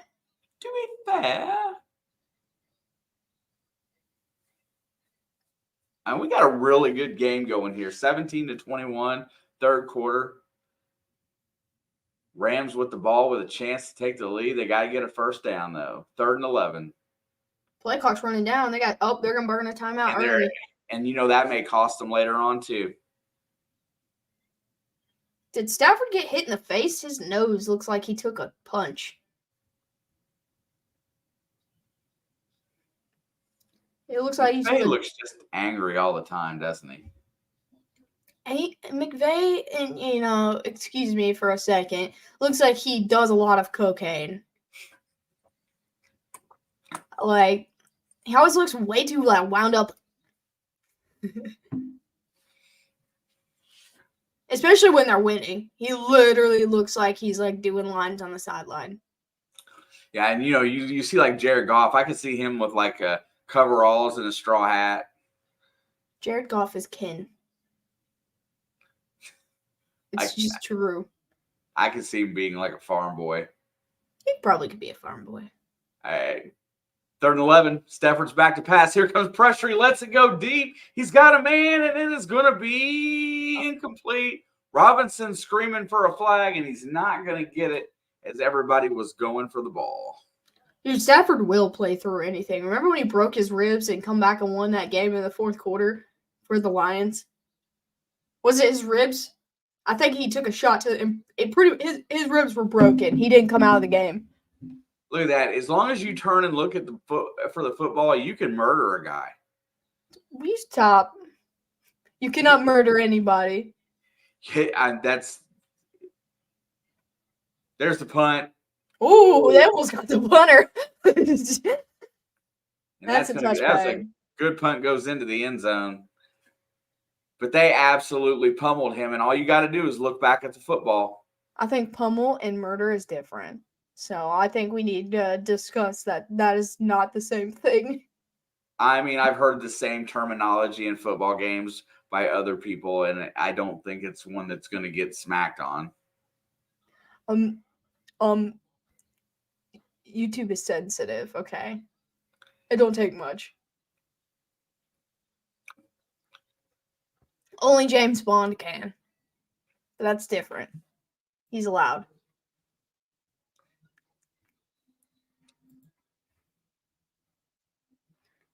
I just heard this commercial go, football in a grocery store. I was like, I wasn't watching it, so I just noticed it.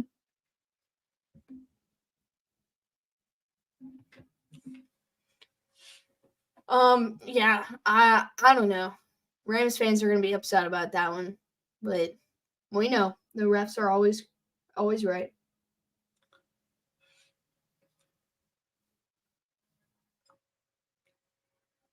I think contact should be allowed if you're trying to make a play on the ball, which it looks like they were. And Dave, I would say no. I still say Dan Quinn is still high up on everybody's list. He might be the Cowboys head coach tomorrow.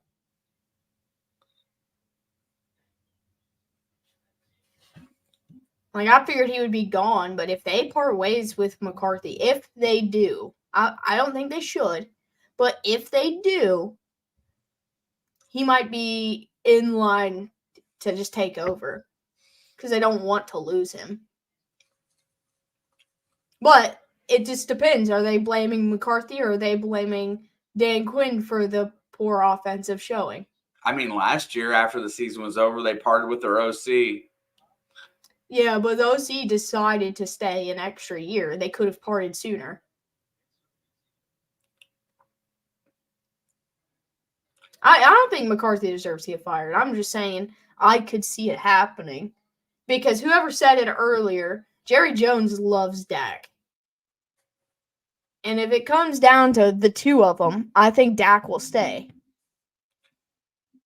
I just don't think it can.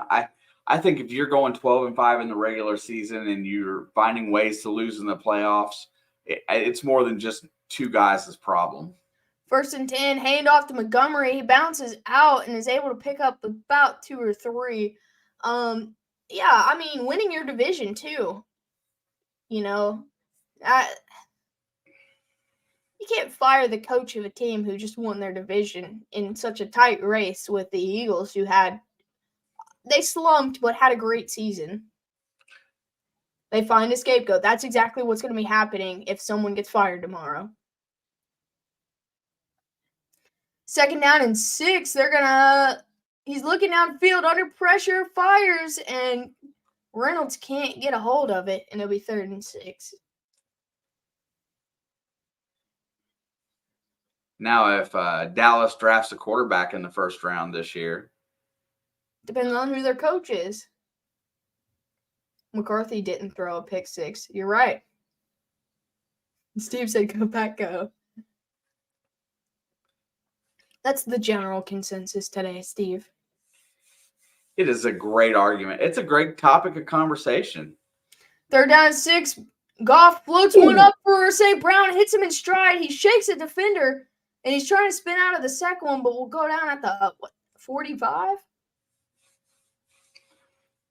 And the Lions are getting their offense going again. Dude, that was a great play. I was going to say great throw, but it was a great catch. He hit him right in stride, man. It was just a great play. And then him shaking that first defender to get 8 more yards. I mean, the defense for Dallas didn't play well. Dak had 2 interceptions. 1st and 10 at the Rams 46. Toss to Gibbs. Gibbs gets to the right side, and he gets about a yard and then steps out of bounds. Hope you're feeling better today, and good day to you.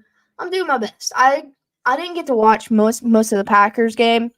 I accidentally fell asleep, but I think that nap helped. I think it helped. I did set alarms, though, responsibly, because I thought maybe I might doze off for an hour. So I set alarms so I woke up in time for this one.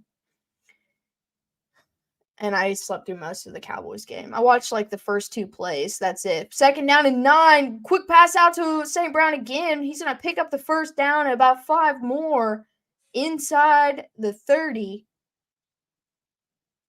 Inching towards the red zone again. It's probably the most responsible thing I've done this week, Steve. Is set some alarms, so I made sure I didn't miss this opportunity to hang out with you guys for 3.5 hours and watch what has been the best equal game of the weekend so far.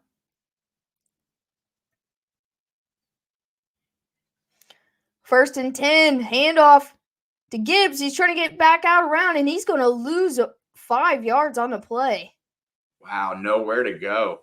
They are not going to let him run the edge. Good on the Rams defense for making that halftime adjustment to slow down this run game.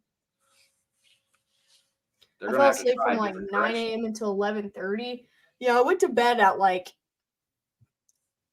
8 or 9 this morning. And I didn't sleep very long. I didn't sleep very good either. It was weird sleep. And so I took a nap. 2nd and 15, Goff back to pass, steps up, and he's going to be sacked back at the 40, and they're going to lose another 6 yards. Wow. Oh, man, my camera just went. Full send. And we back. Dude, naps in that time frame are really good, though. Those are good naps. I took today off from work. My hair's doing something wild. I took today off from work, so I was good with What is this strand of hair doing? I'll just hold it. Now it's going to be 3rd down and 21. Goff alone in the backfield. Has time looking. Fires to the outside. Caught by Laporta. And he's able to get maybe 4. And they're going to, I think they're in a field goal range. I lost track of where they're at. It might be a long one, but I think they can try a kick here. That makes it a 7-point game if they are to make it. It's going to be 4th and 17. Yep, they are going to kick. Man, he's got a low percentage. He does not have a great field goal percentage from this far. 54-yard field goal up. That one looks good. And that looks good as long as it's got the length. It is good. The Lions extend their lead back to 7. Good stand for the Rams, by the way. Yeah, the defense really stepped up in this this part of the second half of the game. I lost my words. Plenty of distance. Well, he increased his percentage. He's closing in on that 50 mark. I'd probably put him at like 48 because he didn't have a whole lot of tries. He had like 14 tries, I think. He was like 4 for 14 or something. So that makes him 5 for. No, it's got to be higher than that. Maybe it was 6. What is this? I don't know. It looks fun, Dave. Oh, Argyle. Yeah, I got some like weird conspiracy theories about that movie. Hey, JB Senior Super Bowl giveaway video. Oh, that was 2 years ago. Yeah, it was 2 years ago. It was when the Bengals were in the Super Bowl because that's why I was wearing a Bengals jersey in it. I don't just casually wear Bengals jerseys, especially if the Chiefs were in the Super Bowl. That Argyle, it's coming out sometime early this year.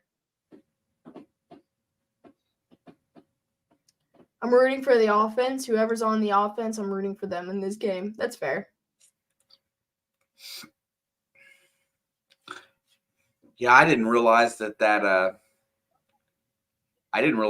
Indiana Purdue game was also on Peacock Tuesday. I mean, taking this couch where I'll probably fall asleep before it's over. Well, Rick, have a good one. Thanks for hanging with us. I like your profile picture, by the way. I clicked on it so I can see it a little better, but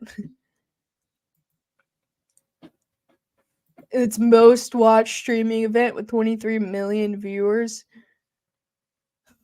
That means the Super Bowl is going to be on Peacock next year. Probably. Oh, Deal or No Deal Island. They're going to do the same thing, but on an island. It actually looks more exciting. Why are there snakes? It's Deal or No Deal.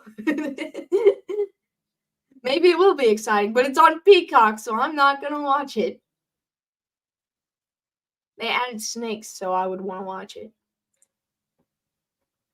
You got to give NBC credit for ponying up the whatever $112 million for that game.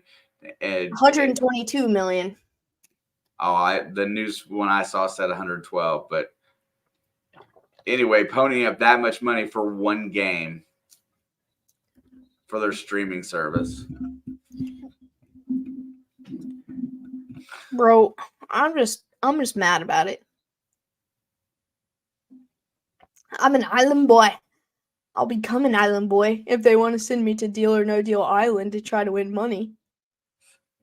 Yeah, I mean, that box of snakes had a bunch of ball pythons in it. I would stick my hand in there. Dude, ball pythons are the most docile animals on the planet, dude.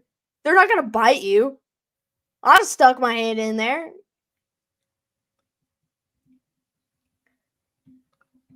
Cringe factor. There's the handoff to Williams. He's got a lane. He's going to get about 5 yards on first down. He took a little bit of a shot there at the end. And they were baby ball pythons. They weren't very big either. And they got soft heads. I stick my hand in there. Dude, I'll climb in there with them. Yeah, he did take a little bit of a shot there. Boom! Shoulder block to the helmet. Ooh. Yeah, that was harder hit to the head than I thought. Yeah, they're Oh, checking him out. I knew he took a shot. He's off the field now. It I would just hurt. thought it would look bad. It would hurt if they bite you, but like their heads are those ones' heads were like this big. It wouldn't hurt There's the that check bad. down. He's got a lane. He's going to get to the 40, 45, all the way out to about the 47. Ronnie Rivers. Ribeyes. I'm just not that scared of most snakes. Ball pythons don't bite. Blood pythons will bite your ass. Yeah, we had one of them. Maybe it was Psycho. We had one that was mentally, his brains were scrambled eggs. Dude, he was mean. I don't like things that slither or have more than 4 legs. I don't like a lot of things that have more than 4 legs. That's a good story.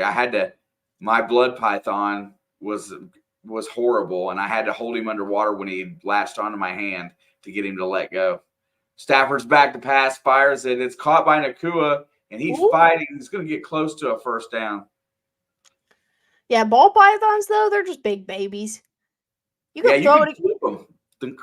They were like puppies, man. Like, you shouldn't kick dogs, but if you kicked a puppy, it's still going to come back to you because they're just kind of dumb and happy. Like a ball python, you could throw it against the wall and then go pick it up, and it'd be like, yep. They just don't care, man. What about things that slither and have more than 4 legs? That would probably... Second down and 1. I would not be surprised to see Stafford take a shot here, but instead they're going to hand it off, and that's another big run. Now the Lions can't stop the run. They flipped Both of these defenses have been suspect at times. Pikachu. I call Pacheco Pikachu. I like that they put all of his stuff on Pokemon cards, though.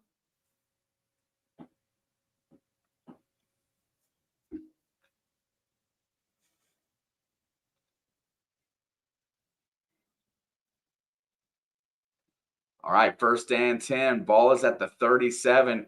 Rams are driving down 7, looking, fires it out the cup. He's on the edge, and he's going to be taken out after about a 3-yard gain. He said, "I hope it drowned." It finally let go, but I thought I killed it trying to get it to let go. I hated that thing. We had so many snakes when I was growing up, but I hated that one. He was cool looking. But I hated him. Reds and browns game? and tans. Is there a Nickelodeon game this weekend? I have no idea. I don't think so. If it is, I'm not watching it. All right, Stafford's back to throw, looks, fires, and that's caught. And that's a first down and more. And he just barrels his way down to the 10. And that's that tight end again. Man, he's a big boy. Number 87, Allen. Oh, I said what his name was earlier, but I can't remember it now. I can't remember what his first name is, but it's Allen. I said it earlier. I think it starts with a D, maybe? It is a D. I don't know. All right, we are at the 11. The Rams can get another first down. Lions stack the box, play action. He's looking downfield. Stafford rolls out, fires it, incomplete. That was a throwaway. Yeah. There is a flag on the play.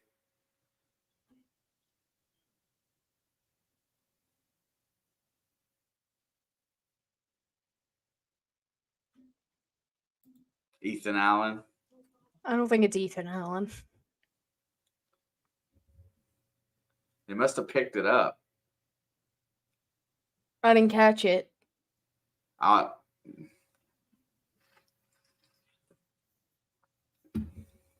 didn't see him point any direction. And Kyron Williams is coming back. He's got his helmet back on, so he should be coming back in the game. Second down and 10. Ouch. Ouch.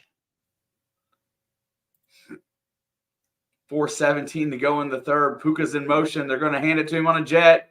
He is going to be loose about 2 yards on that play as the Lions were ready. Oh, they're fired up right now. They are fired up right now. Looks like 3rd and about 12.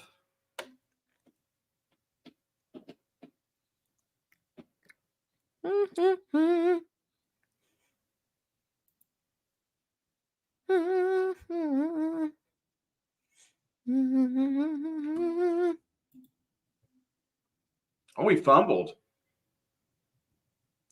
It's going to be 3rd and 12 here. This crowd's really loud right now. Big play in this game. A touchdown would make it a tie game going into the 4th. Stafford's back to pass. He fires it over the middle. It's caught. It's not even close. He is going to be well short of the first down. Maybe he got What back. do they do? Are they going to go? Kick. I think they kick. Stafford's hand is hurting. He's holding his ribs. Oh, did he take a shot? I thought it was because it was his hand. Oh! It was the second guy. It wasn't even Hutchison. Look at his eyes. Oh, man. That is... Yeah, they're kicking. Yeah, they're kicking. I don't even know who their backup is right now. Carson Wentz. Oh, yeah, I forgot. Yeah, bring Carson Wentz in. Dude, I don't know that he looks hurt pretty good. Kick is up, and it is good. I mean, at least it's close. Like, at least it's not, like, out of the ballpark for them to stay in this game.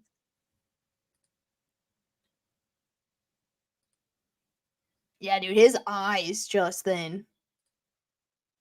That was a helmet hit also. That guy, that second guy that hit him, the angle they just showed was it straight to the helmet, too. Carson Wentz. Carson Bum.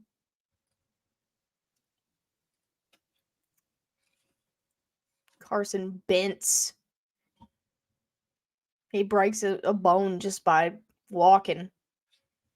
I mean, I know it isn't going to happen, but how ironic would it be if he comes back and leads the team to the Super Bowl and to get a Carson Dentz.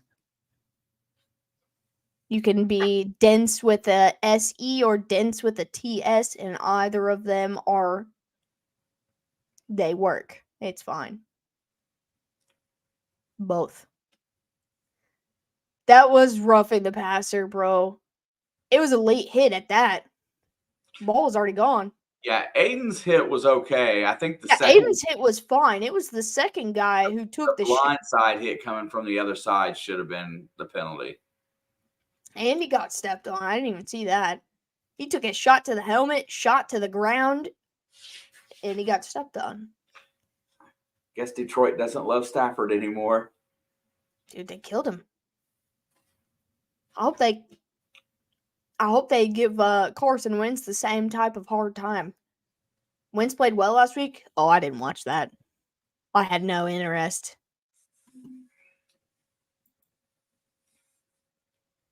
I never wanted to punch a quarterback in the face more than Carson Wentz, I don't think.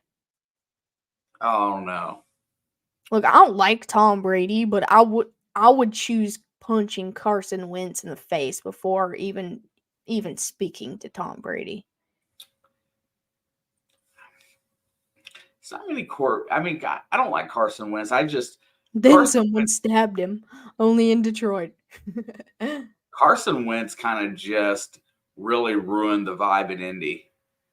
I mean, he was a locker room cancer. Philly, Indy. Didn't he go somewhere else? Washington? Yeah. Dude, I do not like that dude. That play just kept getting worse. Yeah, I did.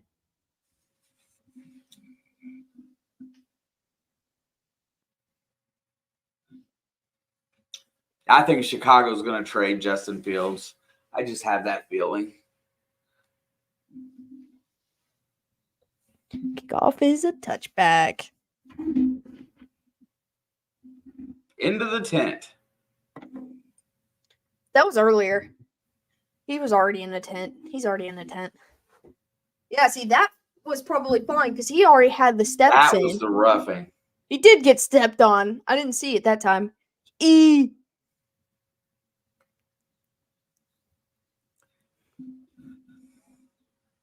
All right, 1st and 10 at the 25. If Detroit ever had a time to put their foot on the gas, it is right now. Goff back to pass looking, fires to St. Brown, and he's going to pick up the first down. That dude's been Your practice solid squad is today. better than half the teams in the NFL. You're right.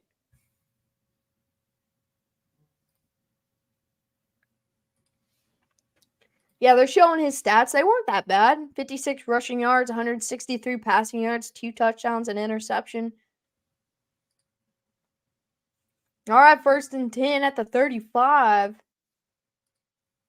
And they're going to hand it off to Gibbs up the middle, and he's going to pick up a yard.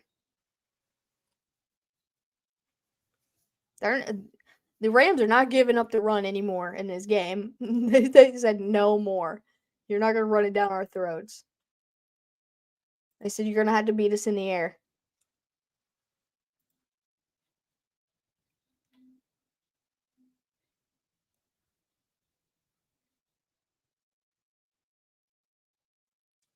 All right. So, they gave him 2 on the carry. 2nd down and 8. Gibbs in the backfield again. Play clock at 5. And they're going to hand it off to him again. And he's going to stumble forward for 2 more. This game's getting tight. It is getting tight. And it's going to be make or break. Wait, Stafford's back out. He's like, dude, I'm not going to let Wentz lose this game for me. He said, if I lose, it's going to be on my own accord. He looks like he's hurting, though. Oh, you saw his eyes when he went down. Yeah, he's hurting, man. 3rd down and 4. Goff back to pass. Steps up. He's tripped. And he falls. Get up. And that's going to be a sack. And it'll be for a yard loss. And that may be the end of the 3rd quarter.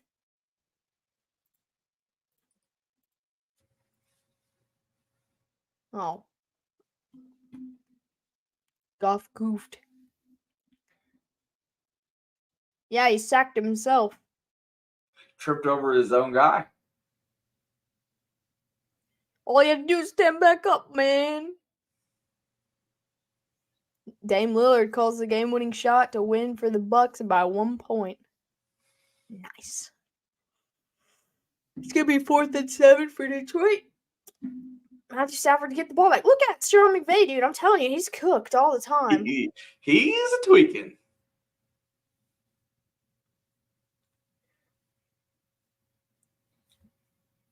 Goff hurt himself in confusion.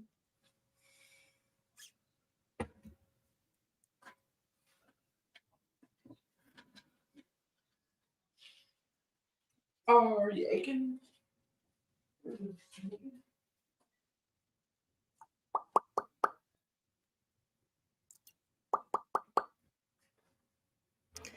Those were some really sweet Dame Lillard shoes inspired by Ric Flair a couple years ago. I haven't watched any of the Bucks playing this season. I didn't know how they've been with the addition of Dame. I knew it was either going to be like a really good thing or a really bad thing with 2 big name stars like that on the same team. For a lot of teams, it's usually not a good thing, but Dame's a different type of star. He's like, seems like a pretty like decent dude, honestly. He's not like a James Harden or a Kevin Durant.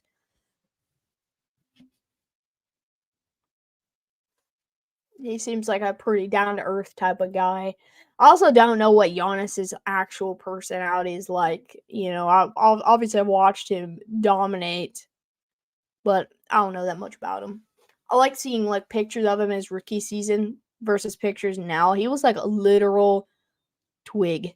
Like his arms were like this big around, and he like once he filled out, he's looked pretty solid.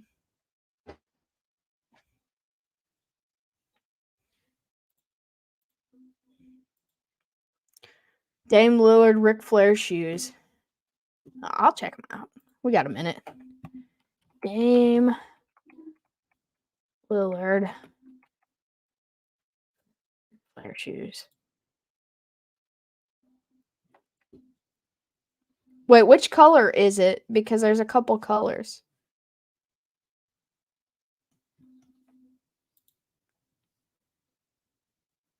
I see blue ones and I see gold and white. I like the gold and white. Wait, I see black and gold also. Wait, I see like a rainbow one as well. I like all of them. I like all of them except the blue ones. I don't like the blue ones. I like these, like, the ones where the bottom is like a rainbow.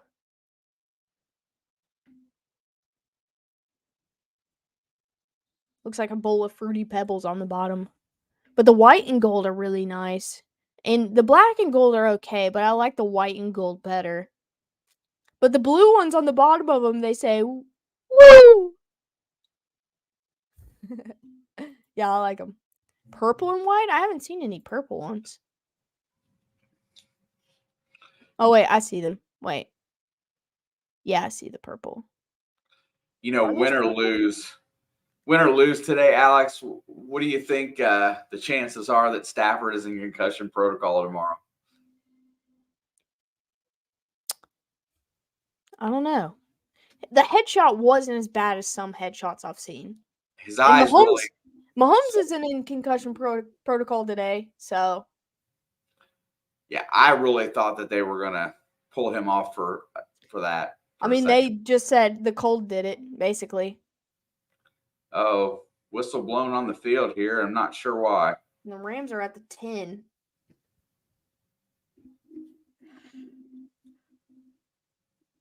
Is that an official talking to Campbell? He's wearing an all-black jacket, so that's why I didn't know. He like the head. Oh, they're taking Puka off?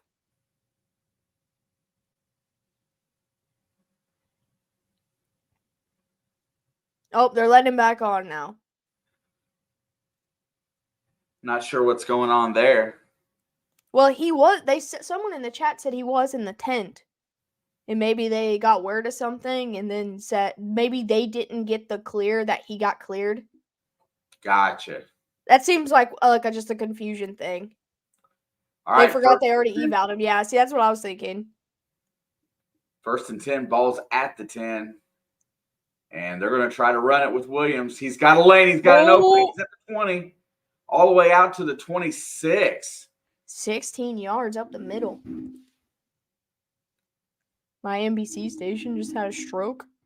Well, that's probably healthy.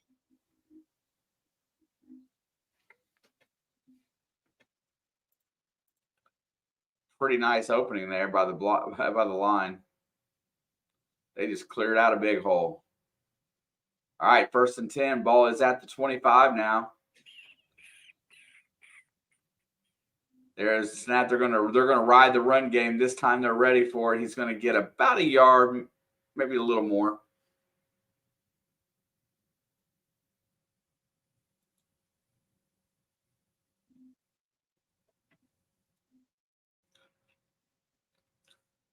Rams look like they're trying to speed it up here, going no huddle. I mean, that's probably a better approach right now. Back to pass, looking downfield. He's going to let it fly. And it's overthrown, no flags.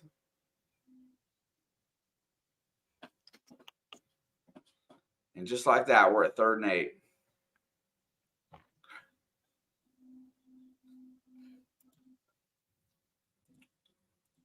I mean, Detroit hasn't proven they can continually stop the run, so. Man, the Demarcus Robinson targets the second half and the second quarter have been rough for Detroit. I mean for LA.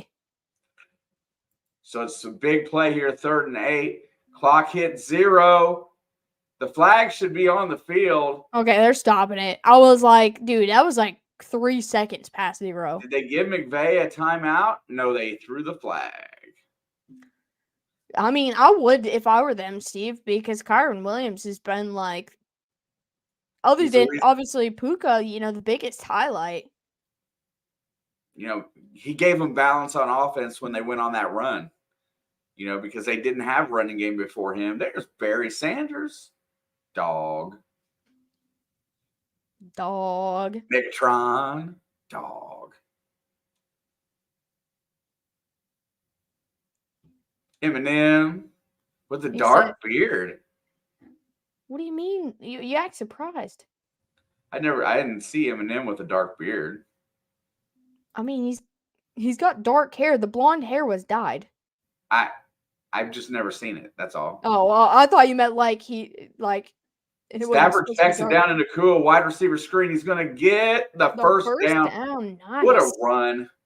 That's what David Montgomery looked like in the first quarter running through him. He just got weaving his way up. All the Lions greats. Barry Sanders, Calvin Johnson, and Eminem. Detroit's finest.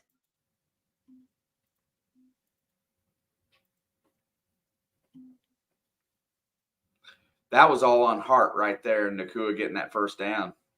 He just ran over folks. All right, 1st and 10. Ball's out to the 36. This is such a huge drive. They're going to hand it off to Williams. He's got nowhere to go, no gain. For some reason, they're showing Tyler Higbee right now, but for some reason, I always think he's 87, but he's actually 89. There's a big square on my screen because the kitty touched a button.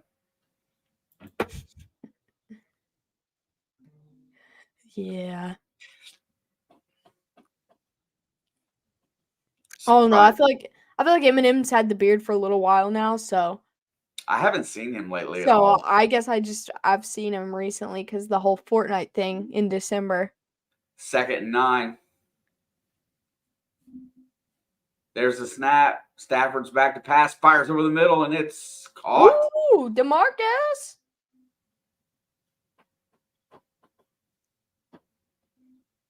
Axel Foley, yeah. That would be the perfect Detroit guy. Nick Nolte. Wasn't that Detroit too? 48 Hours? Seemed like one of those dirty cities.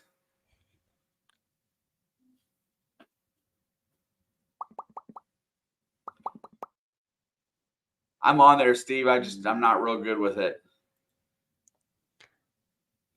I am a lot less on it than I used to be. There's a handoff to Williams. He's got a lane. He's going to get about 5 yards. I just keep up with games and stuff I play, the developers and stuff like that. And then I've got notifications turned on for certain musicians and artists, so I can keep up when they go on tour, things like that, or release new music. Every football team. Nah, I turned most of them off. I got tired of hearing it. I realized that I could just find out what I wanted to know pretty easily without. And if I miss a detail about, I don't know, the Saints, it's not going to make or break my life. If it's big enough, if it's big enough, it'll be everywhere. Williams, he's looking to get the edge. He's got a lane. He's at the 40, down to the 35, and out of bounds. Another first down for the Rams, and they are driving.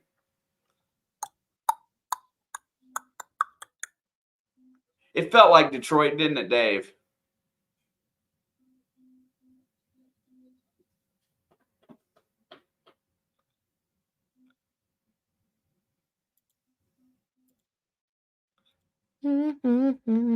Both of these defenses have tightened up here in the second half. In the first half, neither one could stop each other. Yeah, especially the run. But the Rams are holding tight on the run. It's at 35, 1st and 10. It's that time. Stafford's back to pass. He fires over the middle, and it's caught by Nakua, who's got 3 guys on him, and he gets it inside the 10, I think. Nope. It doesn't say 1st and goal yet. If it's not inside the 10, it's at about the 13.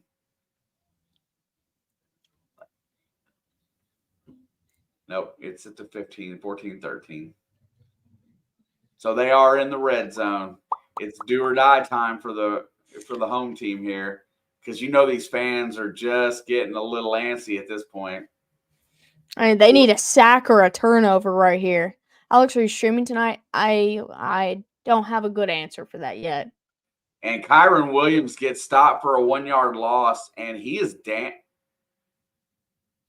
he's running off the field. Something's hurt. I think his hand. He looked at his hand. Where'd the ball go? He didn't have the ball when he got up. He probably just left it there. It wasn't on the ground.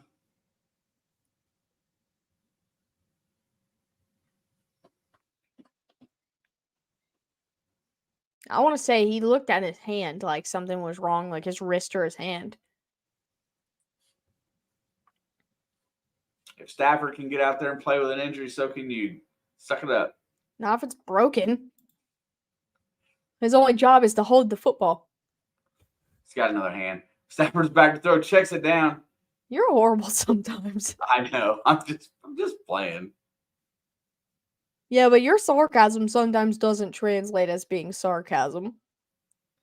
It is. That didn't sound like a sarcastic statement at all. 48 hours with San Francisco. All right, it's a huge third down here. Was it like 3rd and 8? Yes, Nope, they're going to timeout, I guess. It's a big play. Wow. Hey, it's decision-making time, Coach. If they do not get the first down here, do they go for it, seeing as that a field goal will not give them the lead? I think if it's 3 yards or less, right? If it's 4th and 3 or less, they'll go. But if it's much more than that, they've struggled in the red zone. So I would say they kick. Took a minute to find that. I feel like they're going to try to throw the ball here. Stafford's not going to have enough time. Take a hit. Whether he gets it away or takes a sack, I just feel like this is where the blitz is coming. And I doubt they run the ball in this situation. It's 3rd down and 8. They need at least 4 yards to go. And they're not going to... I mean, if they run it, they're for sure going either way. Hey, unless they get 0 yards, they're going, which they have not gotten less than 2 yards per rush this entire half. So if they run, they're going. Yeah, if you take the field goal now, all you got to do is get a defensive stop, and any kind of score will take the lead, which could end up being the game-winning score. Yeah, there's 8:22 left. I would take the 3 and trust your defense to get a stop because their defense played well this half. I kind of agree. I don't think I like to play conservative, but I think giving your shot to where if you give yourself a chance to where you can win with a field goal, I'm all about that. Obviously you could win with a touchdown and not letting the other team score again, but this, unless it's 4th and inches, okay? 4th and inches, I could see trying to go for it. The run game is good for 2 yards. They've done really well this half running. Like I said, I think they've gotten no less than 2 yards every single carry. If it's 4th and inches or maybe 4th and 1. All right, not, here it I is. Say kick. 3rd down and 8. There's the snap. Stafford's back. He flips it up. It's in the end zone. Out of bounds. Incomplete. He almost pulled it in with one hand, too. Yeah, they're definitely kicking. I kick here. 4th and 8. It's not a good spot. It's not a good spot. They should have took a check down and at least got a couple yards. Yeah, he overthrew that ball. Well, it's not the first time today that he's overthrown Cooper Kupp. But Kupp still almost brought it in. He just couldn't get a good whip around it to pull it towards him. Yeah, they're kicking. They are going for 3. I figured they would kick. Didn't feel like a good time, did it? No momentum. No, if they took a check down and got at least half the yards, then maybe. I like the check down there, especially since you can get a first down. If it's not a first down, it'll be like 4 or less yards to go.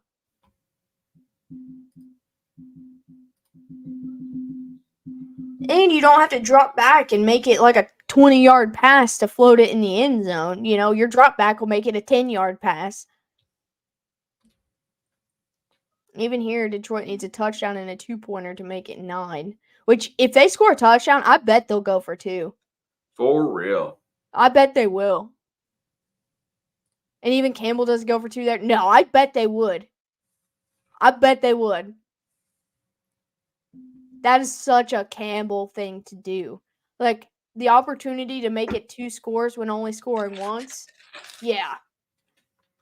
It's a playoff game. And the Rams offense, even with Stafford kind of bummed up, like, has still been able to move the football. And they've gotten very close to scoring. I know you've stopped them in the red zone a bunch of times, but look, one blown play by Puka and it's 6. Yeah, I think he would go for it. I don't think he should, but I think he would. I hope he does.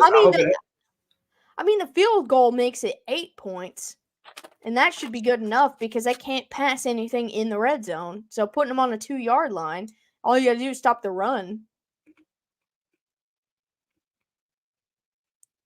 But he wants to go for the win any chance he can go for the win. And going for 2 is really just pretty much trying to put a dagger in it and going for the win. Especially since if he misses, it's still a 7-point lead. Yeah. And the Rams, if they go down and tie it, they're not, or get 6, they're not going to go for 2 for the win. I just don't think so. Maybe since Stafford's a little hurt, maybe.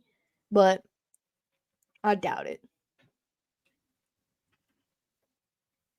Yeah, I think make it 8, but I could see Campbell saying, yeah, but if you go for 2, it'll be a 2-score game. And him be like, that's a pretty damn good idea. Let's stick it to him. You know, another name that we haven't really got a chance to talk about in the coaching realm right now that's out there is the OC, Ben Johnson. He's probably going to be a head coach somewhere after this season. Where do you think he'll go? I could see Dallas if McCarthy does get let go. An offensive-minded quarterback, or coach, I mean. Especially, yeah, I could see that. Come on, Dave. But it wasn't M&M spaghetti. It was Mom's spaghetti. Hey, that's another, that could be another landing spot for Harbaugh. Cowboys? Why not? I don't know. It feels like the Raiders or Chargers, or he's going to not go. They said Antonio Pierce has emerged as a leading candidate for the Raiders. Yeah, but has anybody else even interviewed? Other than him? Like, he's the leading candidate because I think he's the only one who's interviewed. Oh, Seattle could be a good one for Harbaugh. Or Ben Johnson. I think the Chargers should go after Ben Johnson, honestly, if I were the Chargers. No, I don't want them to, but I think they should. That brings me to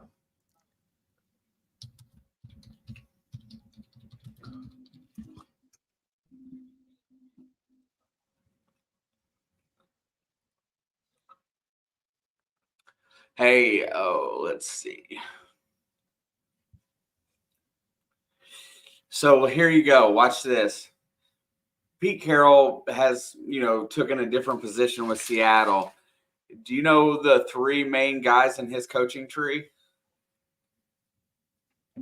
No.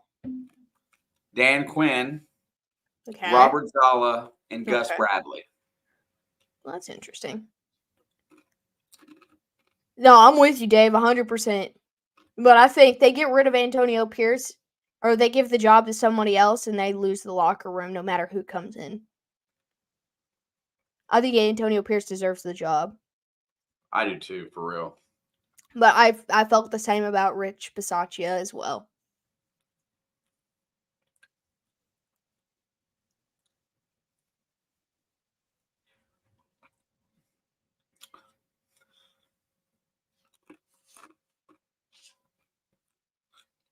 Dan Quinn to Seattle.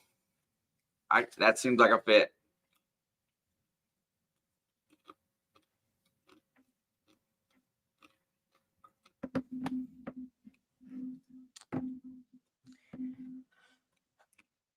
All right. What do the Lions do here? Do they score? Run the ball. They should, but Check they down. haven't. They Check haven't down. ran Try it to run the well. ball. They haven't ran it well though in the second half. I mean, they should continue to do it. The drones were cool. All right, 1st and 10 at the 25. Montgomery's back in. They're looking downfield. Goff's getting chased, and he's going to throw it in the ground at Montgomery's feet. The Rams are blitzing. Run the ball.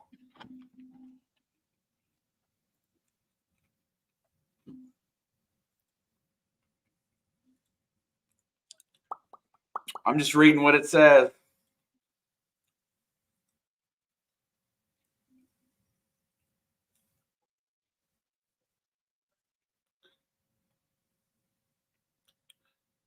Second and 10, hand it off to Montgomery. He's going to pick up close to 6.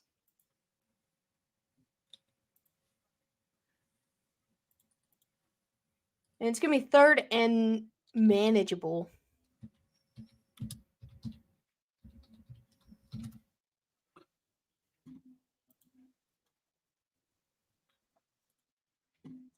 He was a coach with the he Yeah, was the defense quality control guy for Seattle. Yeah, he was a DC for San Francisco when they were in the Super Bowl last, I thought. 3rd and 4. He overthrew and it. he overthrows Reynolds, and they went 3 and out. I told you I felt like they were going to go 3 and out. Now, can Detroit's defense show up one more time? I mean, he was with Carroll before he was with Shanahan. Said that he was the defensive quality control guy under Pete Carroll. All right, the Lions have to punt here. There's 7:26 remaining. They took 0 time off the clock. And he's going to call for a fair catch at the 9, and he almost muffs it. Woo! That would have been something. Why you throw 2 times? Right. Montgomery got 6 on the first carry he had. The only carry he had there, but still.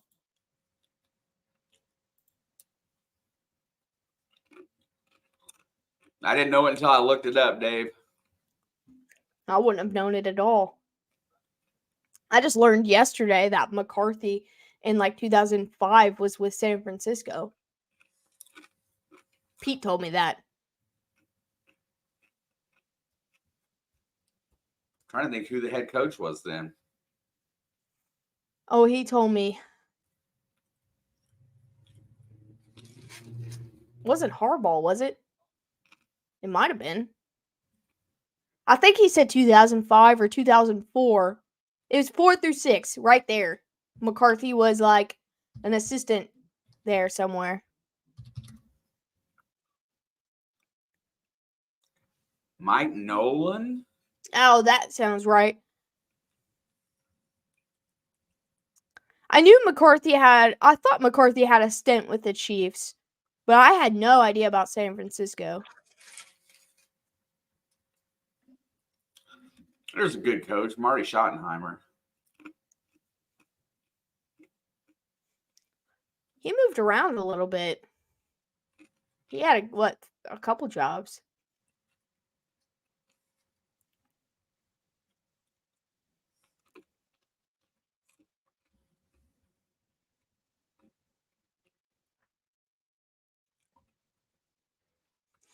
Yeah, Pete was talking about it. I think he said their quarterback was I can't remember his first name. It wasn't Alex, but it was something Smith, and it started with an A. Alden Smith. He said, I think that's when he said that was, when McCarthy was there.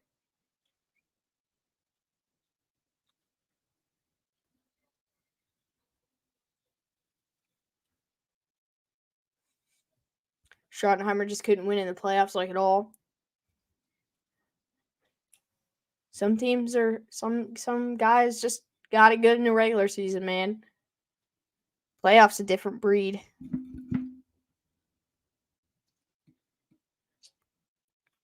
Yeah, I knew it was Chargers and Chiefs. My brain went to Raiders as well, but and the Redskins, yeah. All right, 1st and 10. At the 8. And notice Kyron Williams is not on the field right now. They're going to go handoff. Rivers. He's going to push forward for about 2, gets it to the 10. He's done a really good job, too, as a backup today. There's Williams. He looks okay. Baylor's giving him a break. They're talking about him, but I can't hear it. Oh. I told you it was his hand.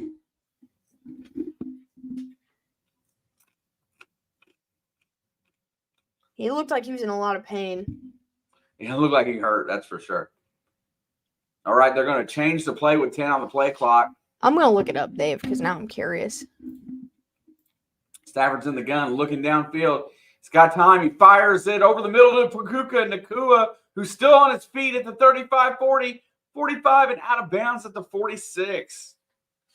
10 seasons with the Chiefs, and then he was with the Browns and Chargers for 5 seasons, and then the Redskins for 1.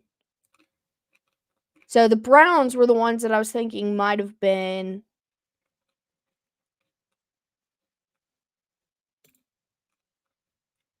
Puka's just fast. My God. I told you it takes just like one play.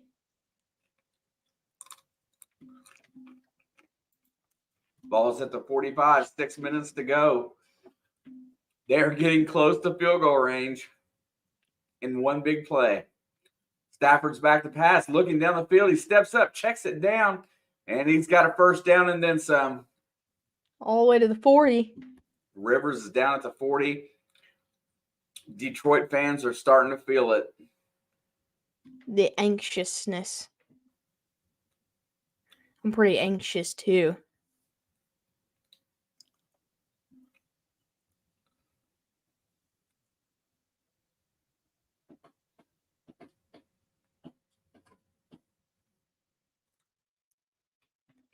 All right, it's 1st and 10. Cup goes in motion. Now Skoronich goes in motion. And they're going to go play action. Bootlegs it, fires it, and it's, oh my God, what a breakup. That is not a penalty. They better not throw a flag. Oh, Higbee is in a lot of pain. He got upended. And Stafford's out there. That is a good tackle. Oh, but it hurt.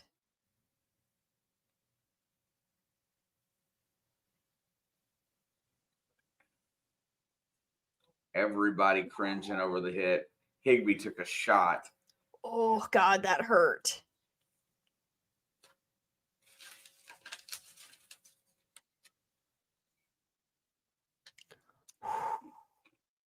It hurt my knee.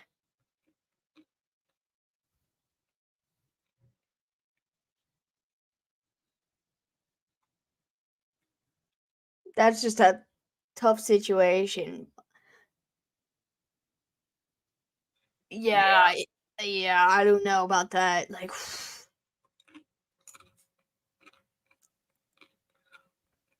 you tackle high, it's a penalty. You can't blame the guy, though. Back to pass, looking.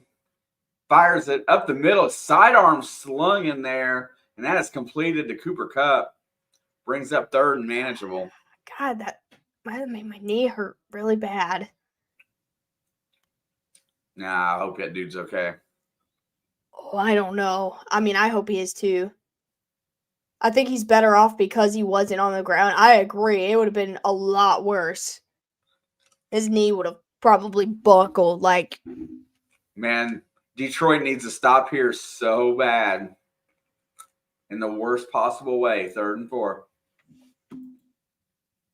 There's the snap. Stafford's back to pass. There comes pressure. He gets out of one. He checks it down. It should be incomplete, but I think There's he a caught flag. it. There's a flag. It's going to be a loss of 2, but.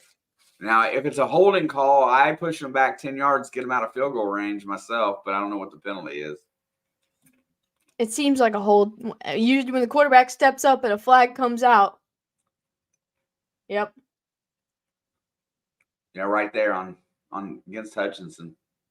And they're going to step him back 10 yards, which that knocks him out of field goal range, but that does give Stafford a shot at it.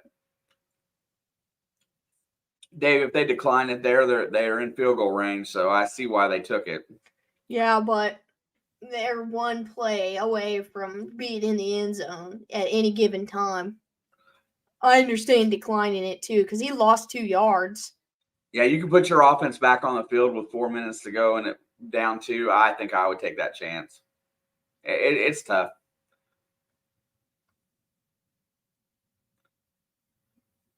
The Rams might end up using a timeout here. Sean McVay runs all the way down to the line coach or the line official, all the way down by the 20-yard line, and he's down there talking to him. I don't know what he was asking him, but seemed a little weird. And now they're they using stop a timeout. play. I think they're using a timeout. I think did the play clock not start?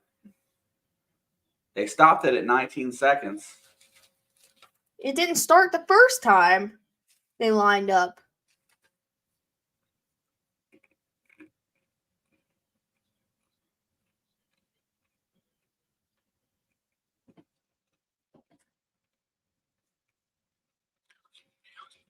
Yeah, you know it, Dave. Their defensive penalties get called a lot in this situation.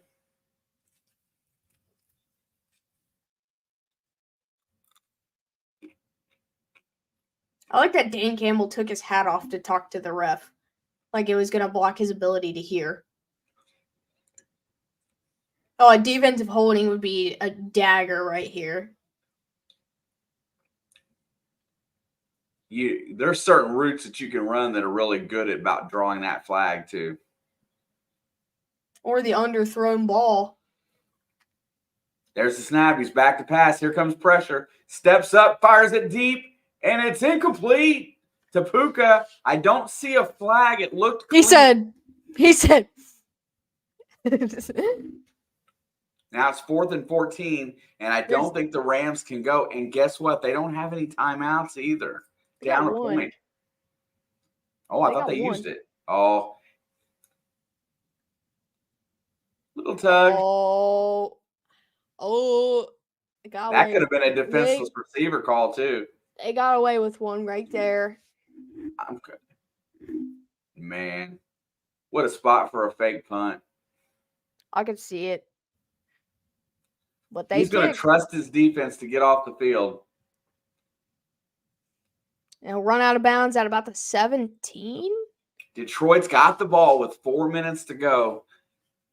Let's see, what does that mean? About 3 first downs at the most, and it's over. 2 first downs. Well, unless they get them on back-to-back plays. Yeah, fair. You just assume they're going to run the ball 3 times and then get a first down.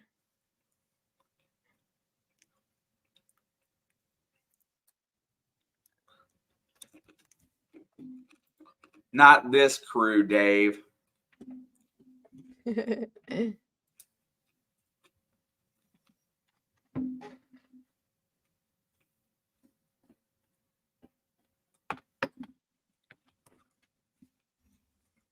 Ba-ba-da-la. Ba-ba-da.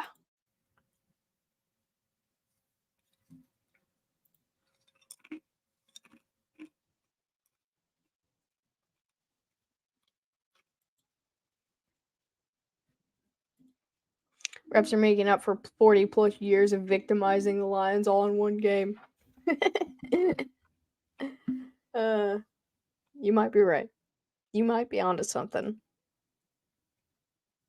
I love how I'm still in all over the 2-point call in Dallas. Probably might have saved their season.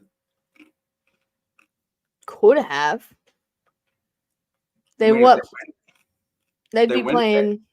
Yeah, if they had won, they'd play Green Bay today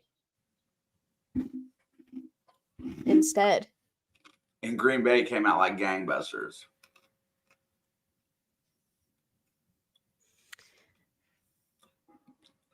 I ain't heard Joey Harrington's name in a while.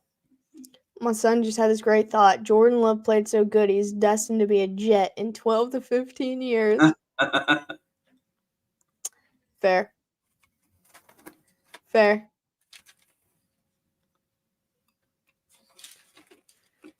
I love the mayhem, dude. I saw Especially a meme. Madness. I saw a meme. It was like, if Patrick Mahomes would have had Allstate instead of State Farm, his helmet would have been protected from mayhem.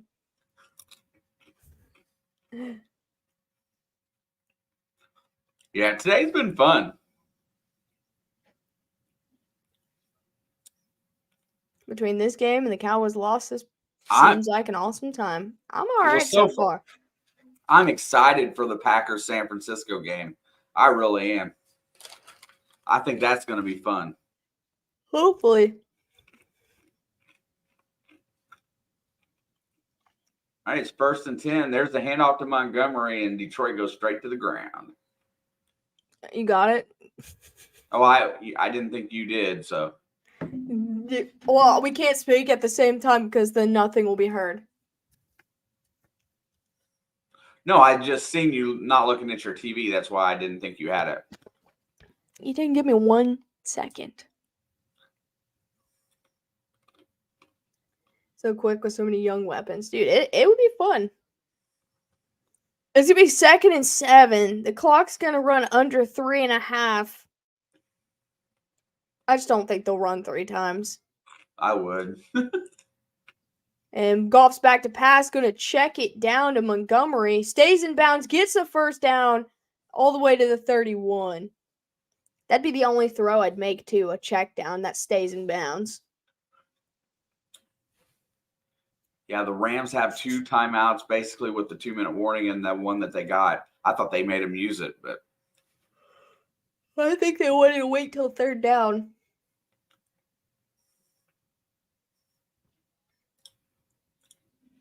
That is true. The last couple times you faced San Francisco, you were the higher seed. So it is a different situation. All right, 1st and 10. They're going to let the play clock run down as much as possible. They're going to hand it off to Montgomery, and he'll get a yard. And this should, unless they take a timeout, take him down to the 2-minute warning. I would have taken the timeout before the 2-minute warning.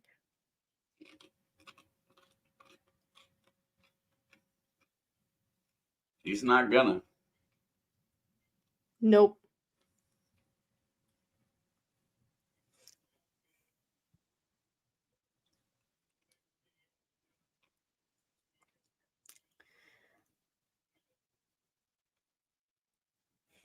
And we are at the 2-minute warning. I would have, though. I would have done that.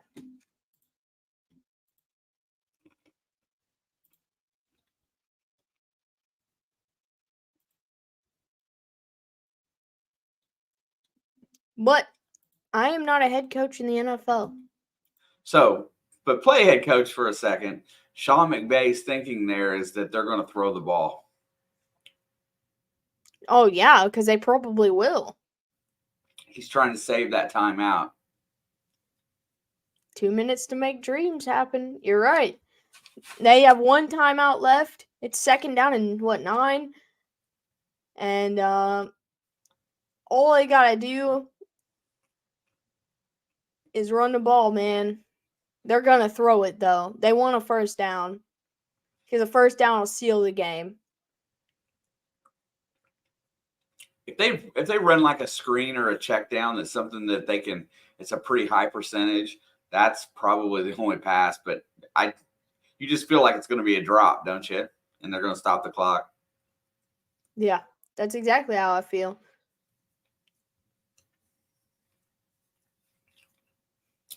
Yeah, you have to force an incompletion, but you have to be leery of penalties as well. for automatic first down.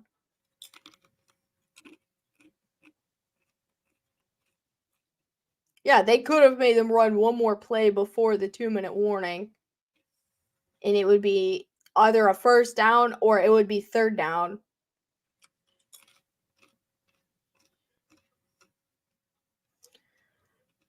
I feel like what Detroit's going to do is they're going to take a shot right here.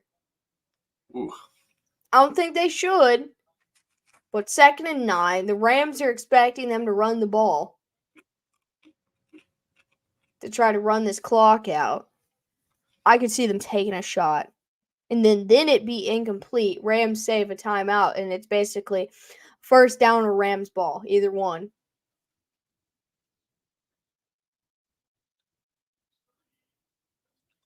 I show the clock stopped at 2:03. Did they take a timeout before the 2-minute warning? No.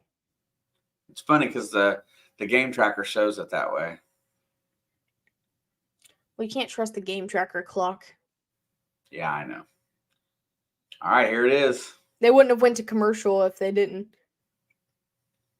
All right, 2nd down and 9 from the 31. Goff back to pass, looking, fires. It's caught for the first down to St. Brown. That should be it. And the Rams are going to use their last timeout. You did call it. I just thought they were going to take a deeper shot, like, for whatever reason. Now you run the ball 3 times. There is no reason to pass the ball now. They throw it again, they want to lose. They throw it again, they want the chance to lose. All right. You just called the Lions St. Browns? No, he threw the ball to Amon-Ra St. Brown.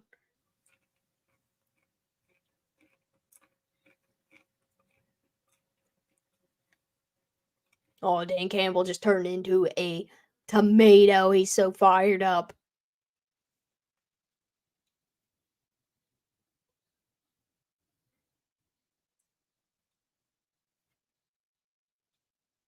All right, 1:54 to go. The Rams can no longer stop the clock. Take a knee.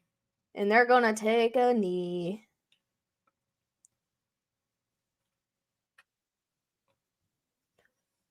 Oh, they're crying. They're crying. Yeah, I know, but I get mad when people say Strouds.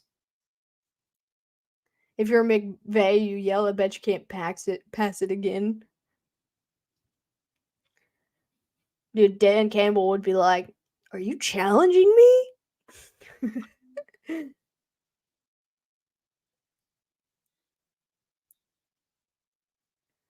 All right, 2nd and 11. They will take the second knee. They'll call a timeout at the end of this clock. Let it run all the way down. Why would they even do that? Just let it hit 0. Why are the freak are Lions fans crying? Bro, if I was a Lions fan and I was there right now, I'd be crying too. I cried when we beat San Francisco in the Super Bowl. Here you go. Snap it anytime. Well, see, yeah, I was going to say, why would you call a timeout there? This is their first playoff win since Dallas, defeating Dallas 38-6 in 1991. 33 years ago. Wow. And they snapped the longest losing streak in NFL history. They lost 9 playoff games in a row. If you've never seen an NFL fan base storm a field, you're going to see it now. And this is a year. They probably let him. This was a year earlier than what they expected to. They didn't expect to contend until next year. So, nah, Dan Campbell expected to contend last year. What do you mean? I know, but the way the rebuild was set up, next year was supposed to be the year that they contended. They didn't. They're ahead of schedule. Oh, they just showed a shot of Aaron Donald hugging a coach. He's probably gone. He's probably retiring.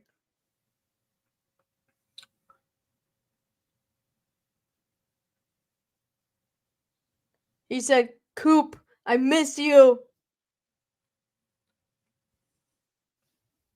Dude. I mean, this is with probably with the Lions 1-point victory, I am 4 for 4 this week. 2 more. Come on. All you gotta do, Steelers, is do what the Packers did today. I know you suck more than any team in the playoffs, but please, I'm only asking for this one thing. If the Steelers beat the Bills, they'd have to go to Baltimore, and then realistically, they could beat Baltimore.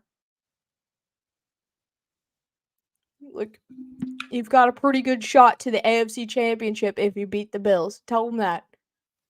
I mean, yeah. I mean, just They going got out. they got a better shot of beating the Bills than they do, or beating the Ravens than they do the Chiefs or Texans, in my opinion. I think it's very difficult to beat a team 3 times in a year, and I think it'll be very difficult to win in Baltimore. But they're the team to do it.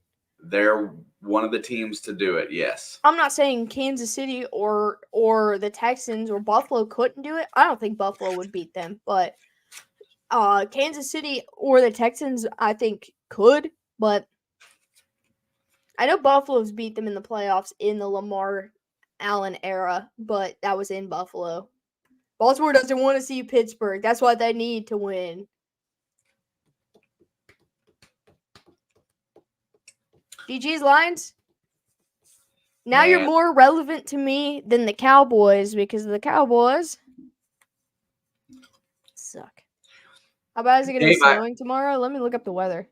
I was looking at the forecast for there. I know it's going to be colder, and I know it's going to snow in the morning. I don't know what time it's going to quit, and I don't know how much they're getting. Tomorrow, it says 58% precipitation, 15 miles an hour wind, 71% humidity, and the high is 19. The game's at 4. It's 47% chance of precipitation. Snow game. Good.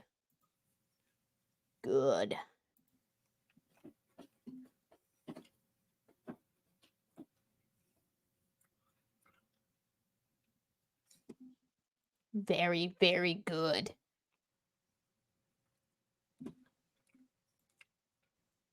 Who hates the Lions? Packers fans.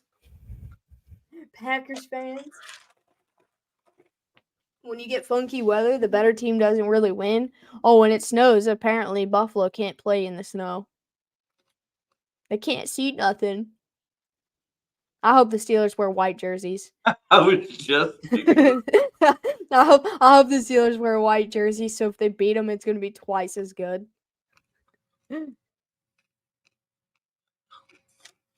I think Dave hates the Bears more, though. More than the Lions, at least. Yeah, I saw I've seen a couple different updates from Buffalo. It's funny because when I was younger, I used to root for the Lions along with the Bengals when both of them were really bad, and so I always rooted for horrible teams. You just like cats. That's all. Yeah. If there were tigers in the NFL, you'd root for them too. Bengals, Lions, and Tigers. I guess Bengals are kind of a tiger. They are. They use a tiger as their mascot. A Bengal is a tiger. So are you saying that my cat is half tiger? Not that kind of Bengal. Panthers are kind of a tiger. I've got a literal panther. It's a baby one in my house right now. Lions' second win in the entire Super Bowl era. So the Lions are the 3 seed, right? And so they get the winner of the game tomorrow.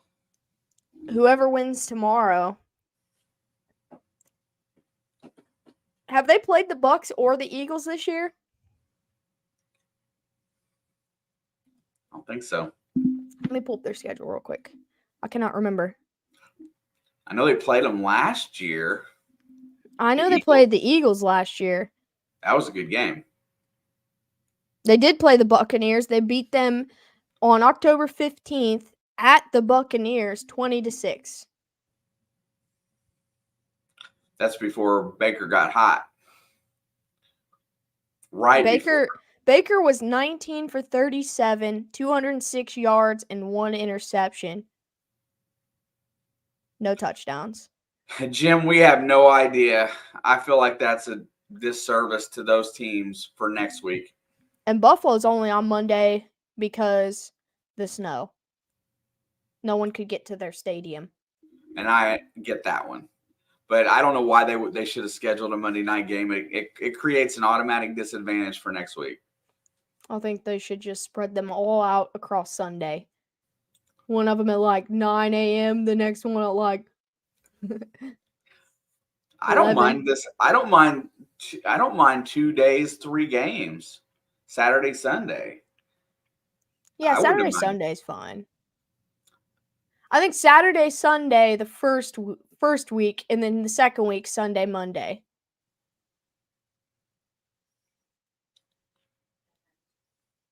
Unless Monday Night Football gets a game, that might be what it is. It might be an agreement thing.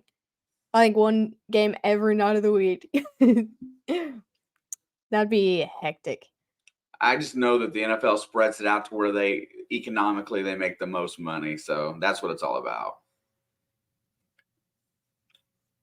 So the Texans get the Ravens or the Chiefs, no matter what. Yeah, it's one or the other. Yeah. Yeah, the AFC is not decided. But it depends on tomorrow, yeah. Saturday 3, Sunday 3 is the best way. I agree. I think so. You can go 1, 4, and 7:30. I mean, 8 or 8. 4 and 8. That's how it's always been. So the Packers are playing Saturday night. That's announced. Hang on. Next week's divisional schedule. Saturday early is whoever Houston plays. Whether it's Kansas City. That means... So if the Steelers win, we got to play the early game on Saturday again, and I will not be home. But if we have to play Buffalo, we get the Sunday night game, which is at 6:30 on Sunday.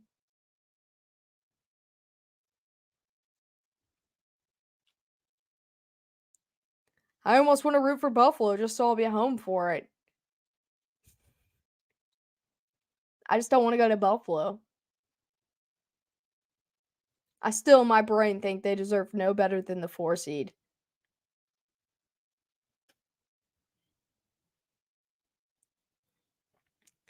Yeah, the 2 guys who've never been in the playoffs before had the best. They don't know no better. Oh, they know better. There's no pressure. So, whoever Detroit plays is the Sunday early game. And the Green Bay at San Francisco is Saturday night. But they made So Sunday night will either be Kansas City at Buffalo or Pittsburgh at Baltimore, and that's why they made that slot the night game. But I feel like the Texans and Chiefs game having to be the earliest game is such a bad thing because I feel like that's going to be such a good game if that's the matchup.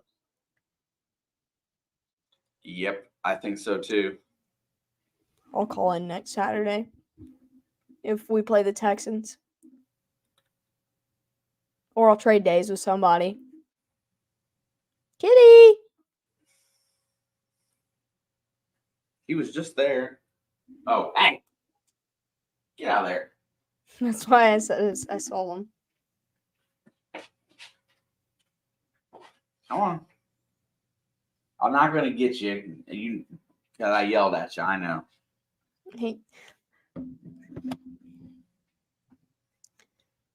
Or even both championships on Sunday, AFC gets one extra day between. Either way. Texans have a tiny fan base? I don't think so. They're just the newest team that's in the playoffs. Hey, he said you're a tiger, bro. You're a white tiger. Let go. You're stuck. There you go.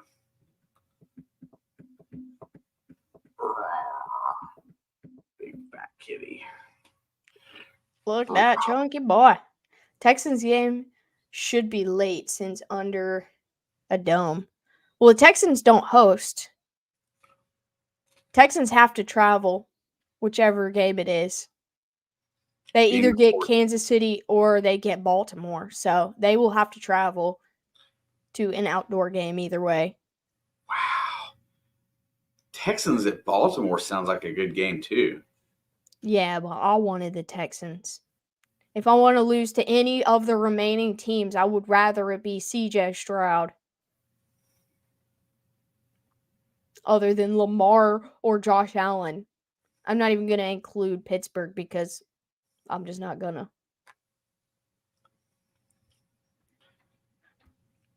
If Mason Rudolph plays the game of his life next week and gets them to this week and gets them to the divisional round, man, that's a story. Yeah, this story headline is Kenny Pickett sucks. I mean, fair, but it's still a story. But I've been telling that story for a long time. You see what I'm getting at, though? That it takes you a third string quarterback to win with a good team. I mean, look at Cleveland. You know that I wonder what Pittsburgh does about Kenny Pickett, honestly. I think they'll let him play out his rookie contract. He wasn't a first-round pick. Yeah, he was. Oh, I thought he was a second. No, Pittsburgh used their first-round pick on him. That's right. But Kenny Pickett sucks, so they'll just not pick up his fifth-year option. If the weather's bad, he doesn't have to have a good game. Yeah, Najee Harris and Warren and what's his name? Jalen Warren just have to have a good game. Honestly. I definitely like Pittsburgh running the ball over Buffalo running the ball against. I don't know. Have you seen James Cook, dog? Yeah, but I don't like James Cook matchup against Pittsburgh's front line, even without TJ Watt. TJ Watt's not a run stuffer anyway. He goes in there to sack quarterbacks. Yeah, but I don't know. Should be good. As long as I get up in time. I don't know when I'm going to go to bed, and I don't know when I'm going to sleep. So I don't know when I should be in here for that. I'm going to hate that game so much. It's like a double-edged sword for me about the winners. I have to play the early game, or I have to go to Buffalo. I'll take the early game. I don't care. I still would rather the early game. And yeah, I'd like to see Baltimore have to beat Pittsburgh. Yeah, I would like to see Baltimore have to beat Pittsburgh to get to the championship. James Cook, have you seen Josh Allen? Yeah, what about him?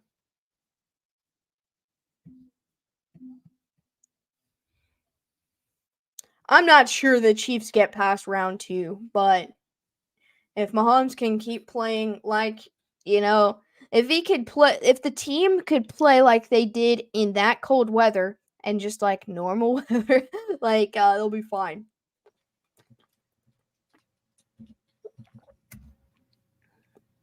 But I guess I wouldn't mind going to Baltimore or Buffalo. They seem to not be able to play in their own weather, and we're accustomed to their weather. My team likes playing in the snow. He does run, but he doesn't run as much as he used to, Josh Allen. He's made it a point to try to not to run. Which I get it. Whatever. He's one of the harder quarterbacks to sack because of his size and strength. He's as bad as Lamar trying to sack. Yeah, but he's like bulkier than Lamar, and that's why he's so hard to bring down. Lamar just outruns everybody. He breaks ankles and spins out of, people being able to get their hands on him. Like, you can get your hands on Josh. You just might not be able to bring him down. If Mahomes keeps the B-Love helmet, he might be good again. He might play good again. Maybe you're right. Either way, I'm excited for Green Bay and San Francisco on Saturday night. So that ought to be good. And I am interested to see how Baltimore plays in their first round of the playoffs. That's what I'm saying. It's because he was so big. You can get your hands on him because he's not quick, but he was really hard. If you get your hands on Josh, you're getting flagged for roughing. No, dude, he'll get away because you can't bring him down. I think you get less calls for roughing on Josh because of his size. It's like Roethlisberger back in the day. He didn't get all the roughing the passer calls because he's so big and it's hard to knock him down. Like, you got to use every ounce in your body to pull him down. They didn't call him Big Ben for nothing. He wasn't small. Yeah, before he was beat to hell, that's true. Yeah, that last season was rough. He ended his career in Kansas City. That was a fun game because, it was like a 18-point spread or something stupid. They were just out there, kind of just having fun because, they weren't supposed to win. But they did pretty well against us. Our defense wasn't what it is now. I mean, by far, this is the best Chiefs defense that we've seen in a long last 5 time. years. Yeah. Oh, in the Mahomes era for sure, but in a long time. Is McCarthy fired yet? No. I still say no. No, he's not fired yet. If he makes it through tomorrow, he's not fired. I think Allen is just a more consistent version of Cam Newton. Yeah, but Cam Newton suffered a bad injury early. So they both played Euroball. Well, yeah, that's what he said. He said that they're the same person, just Allen's more consistent. I just think he got hurt and never came back and played well again. Wait until 12:01. Well, that's a long ways away. That's 41 minutes from now.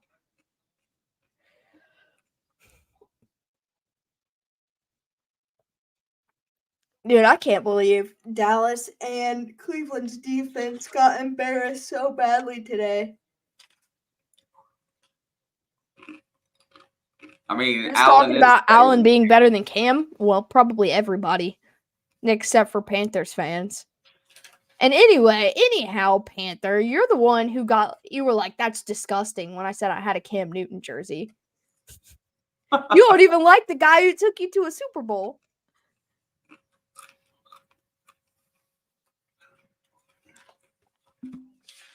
I always thought that Cowboys defense was fraud. Allen is a better, deeper passer, and he could probably throw a lot further just in general. Bro's got a strong arm. When Allen wins MVP and makes a trip to the Super Bowl, we can talk about it. You want to know why Cam Newton won MVP? Because no one had seen anything like him yet. And it was the most impressive thing the league had been hit with so far. That's why Lamar won MVP in 18. It was impressive, though. I liked Cam Newton. I still like Cam Newton. He's a weirdo, but I like him. I watch him on his social media videos. I want to say content, but it doesn't feel like content. It just feels like just him.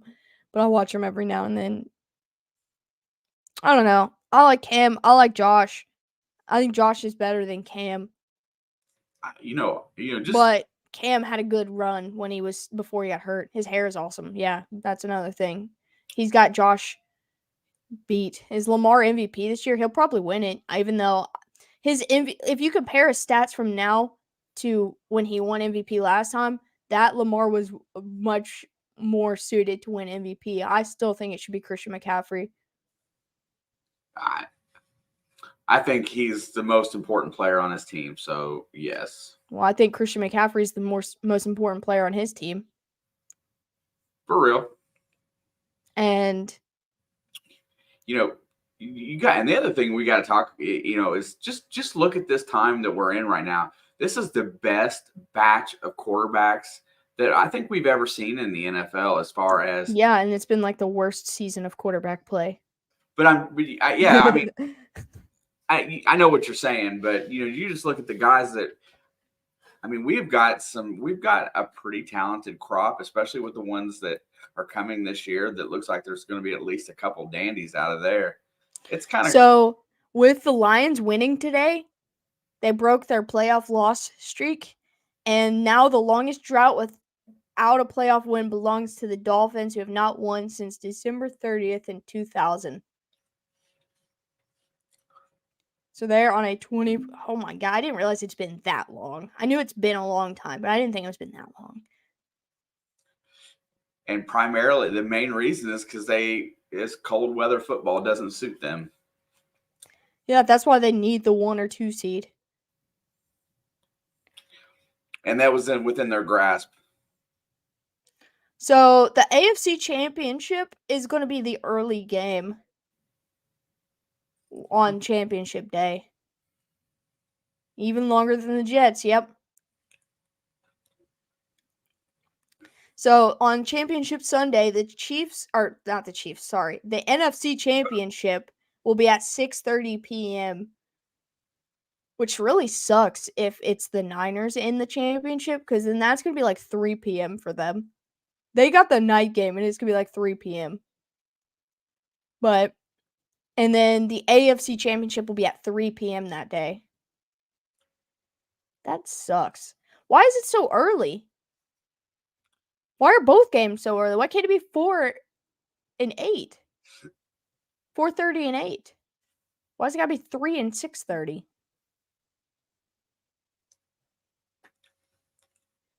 Not sure. I'm not sure either. I know why. Because somebody's got to have something premiering nice on TV after the late game. They always have some new show after the AFC Championship, or whichever one's the late game. It would suck if the Niners are in the championship. Well, yeah, it would suck for you, especially if the Niners are in the championship. I mean, can you say right now that based on the 5 teams that are left, because we haven't played tomorrow, that the NFC is kind of up for grabs? AFC too. The way Houston played against Cleveland's defense seems like they could go into the Super Bowl. Kansas City played their best football game all season, other than the one against the Bears, but that's just... I mean, just by the way Green Bay played today, they look like they're going to be more than a sufficient challenge for San Francisco. It's always tough to go out there and play. And the AFC feels like every team can win that's left except for Pittsburgh. But I mean, they could beat Baltimore if they beat Buffalo. They could beat Baltimore, yes. They could beat Baltimore if they beat Buffalo. And then it would be Kansas City, or it would be Houston versus Pittsburgh. Either one. Wouldn't that be crazy? The Texans versus Steelers in the AFC Championship. Oh, yeah. Oh, it's already easy for me to bandwagon the Texans right now, but it would be so easy then. But I would rather, if the Chiefs make it to the AFC Championship, I would rather it be against the Steelers.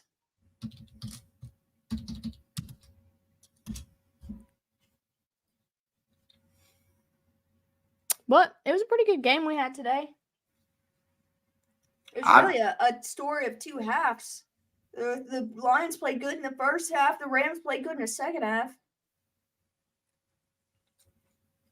One touchdown either way in the second half would have won the game. Yeah, for either team. I mean, the Lions obviously won, but a touchdown for either team would have won it in the second half. Yeah, both played well.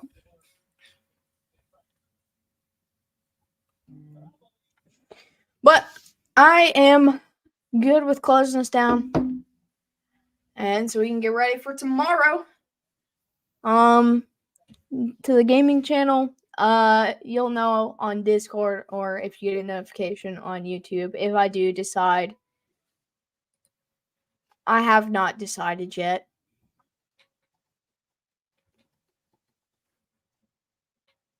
Mars missed point. Wait. He missed? The kicker missed at any point? I don't remember them. I don't think they missed a point. They had 2 touchdowns, which was 14 points with 2 good extra points, and then 3 field goals, right? Yeah, they didn't miss an extra point. There was no kicks that were missed today.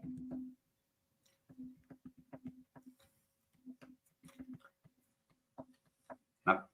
14 plus 9, that's 23, right? 14 plus 9. Yeah, I think that's how it went. I still think that McVay should have called timeout before a 2-minute. I did too.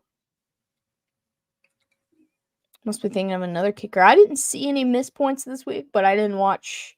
The only missed one was in the Green Bay game today. Who missed? Green Bay's kicker missed one. Oh, both kickers missed extra points. Oh, no, they was going for a 2-point conversion, I think, Dave. Dallas was going for 2, and they missed. No, I thought they got 2 2-point conversions in the second half, at least. Pretty sure. Because it was whatever Green Bay had to 16, and then they got 16 more points before the end of the game, which is 8 points on their 2 touchdowns. Shows Brandon Aubrey with no misses. They're saying they watched it. I didn't. I mean, I saw. Oh, no, he does have a mixed extra point. Okay, never mind. I seen the 1-for-1 on the field goal, but then he did have an. That was wow. That's his only miss this year, too, right? I don't know about extra points. I just know he hasn't missed field goals.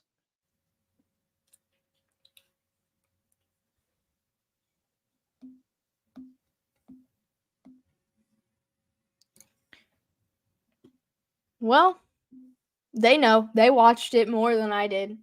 The only thing I saw was the touchdown pass to Romeo Doubs to put it up to 48 points. That's it. But that's all I have for today. He'll sit there and keep looking at stats if I don't shut this down. Gotcha. Appreciate you guys for hanging out with us. We'll be back tomorrow. As long as I don't oversleep, we'll be here for the Steelers and the Bills. If not, we'll for sure be here for the Bucks and the Eagles. What a sweet, sweet touchdown that was. Good night, Blood fam. But we appreciate y'all for hanging. Like I said, we'll see you tomorrow. I might play games tonight. I don't know. We'll see what happens, how I feel in a little bit. So yeah, but much love. Stay safe. Don't do anything I wouldn't do. And we'll see you guys tomorrow. Stay warm. Stay warm. Peace out, Girl Scouts.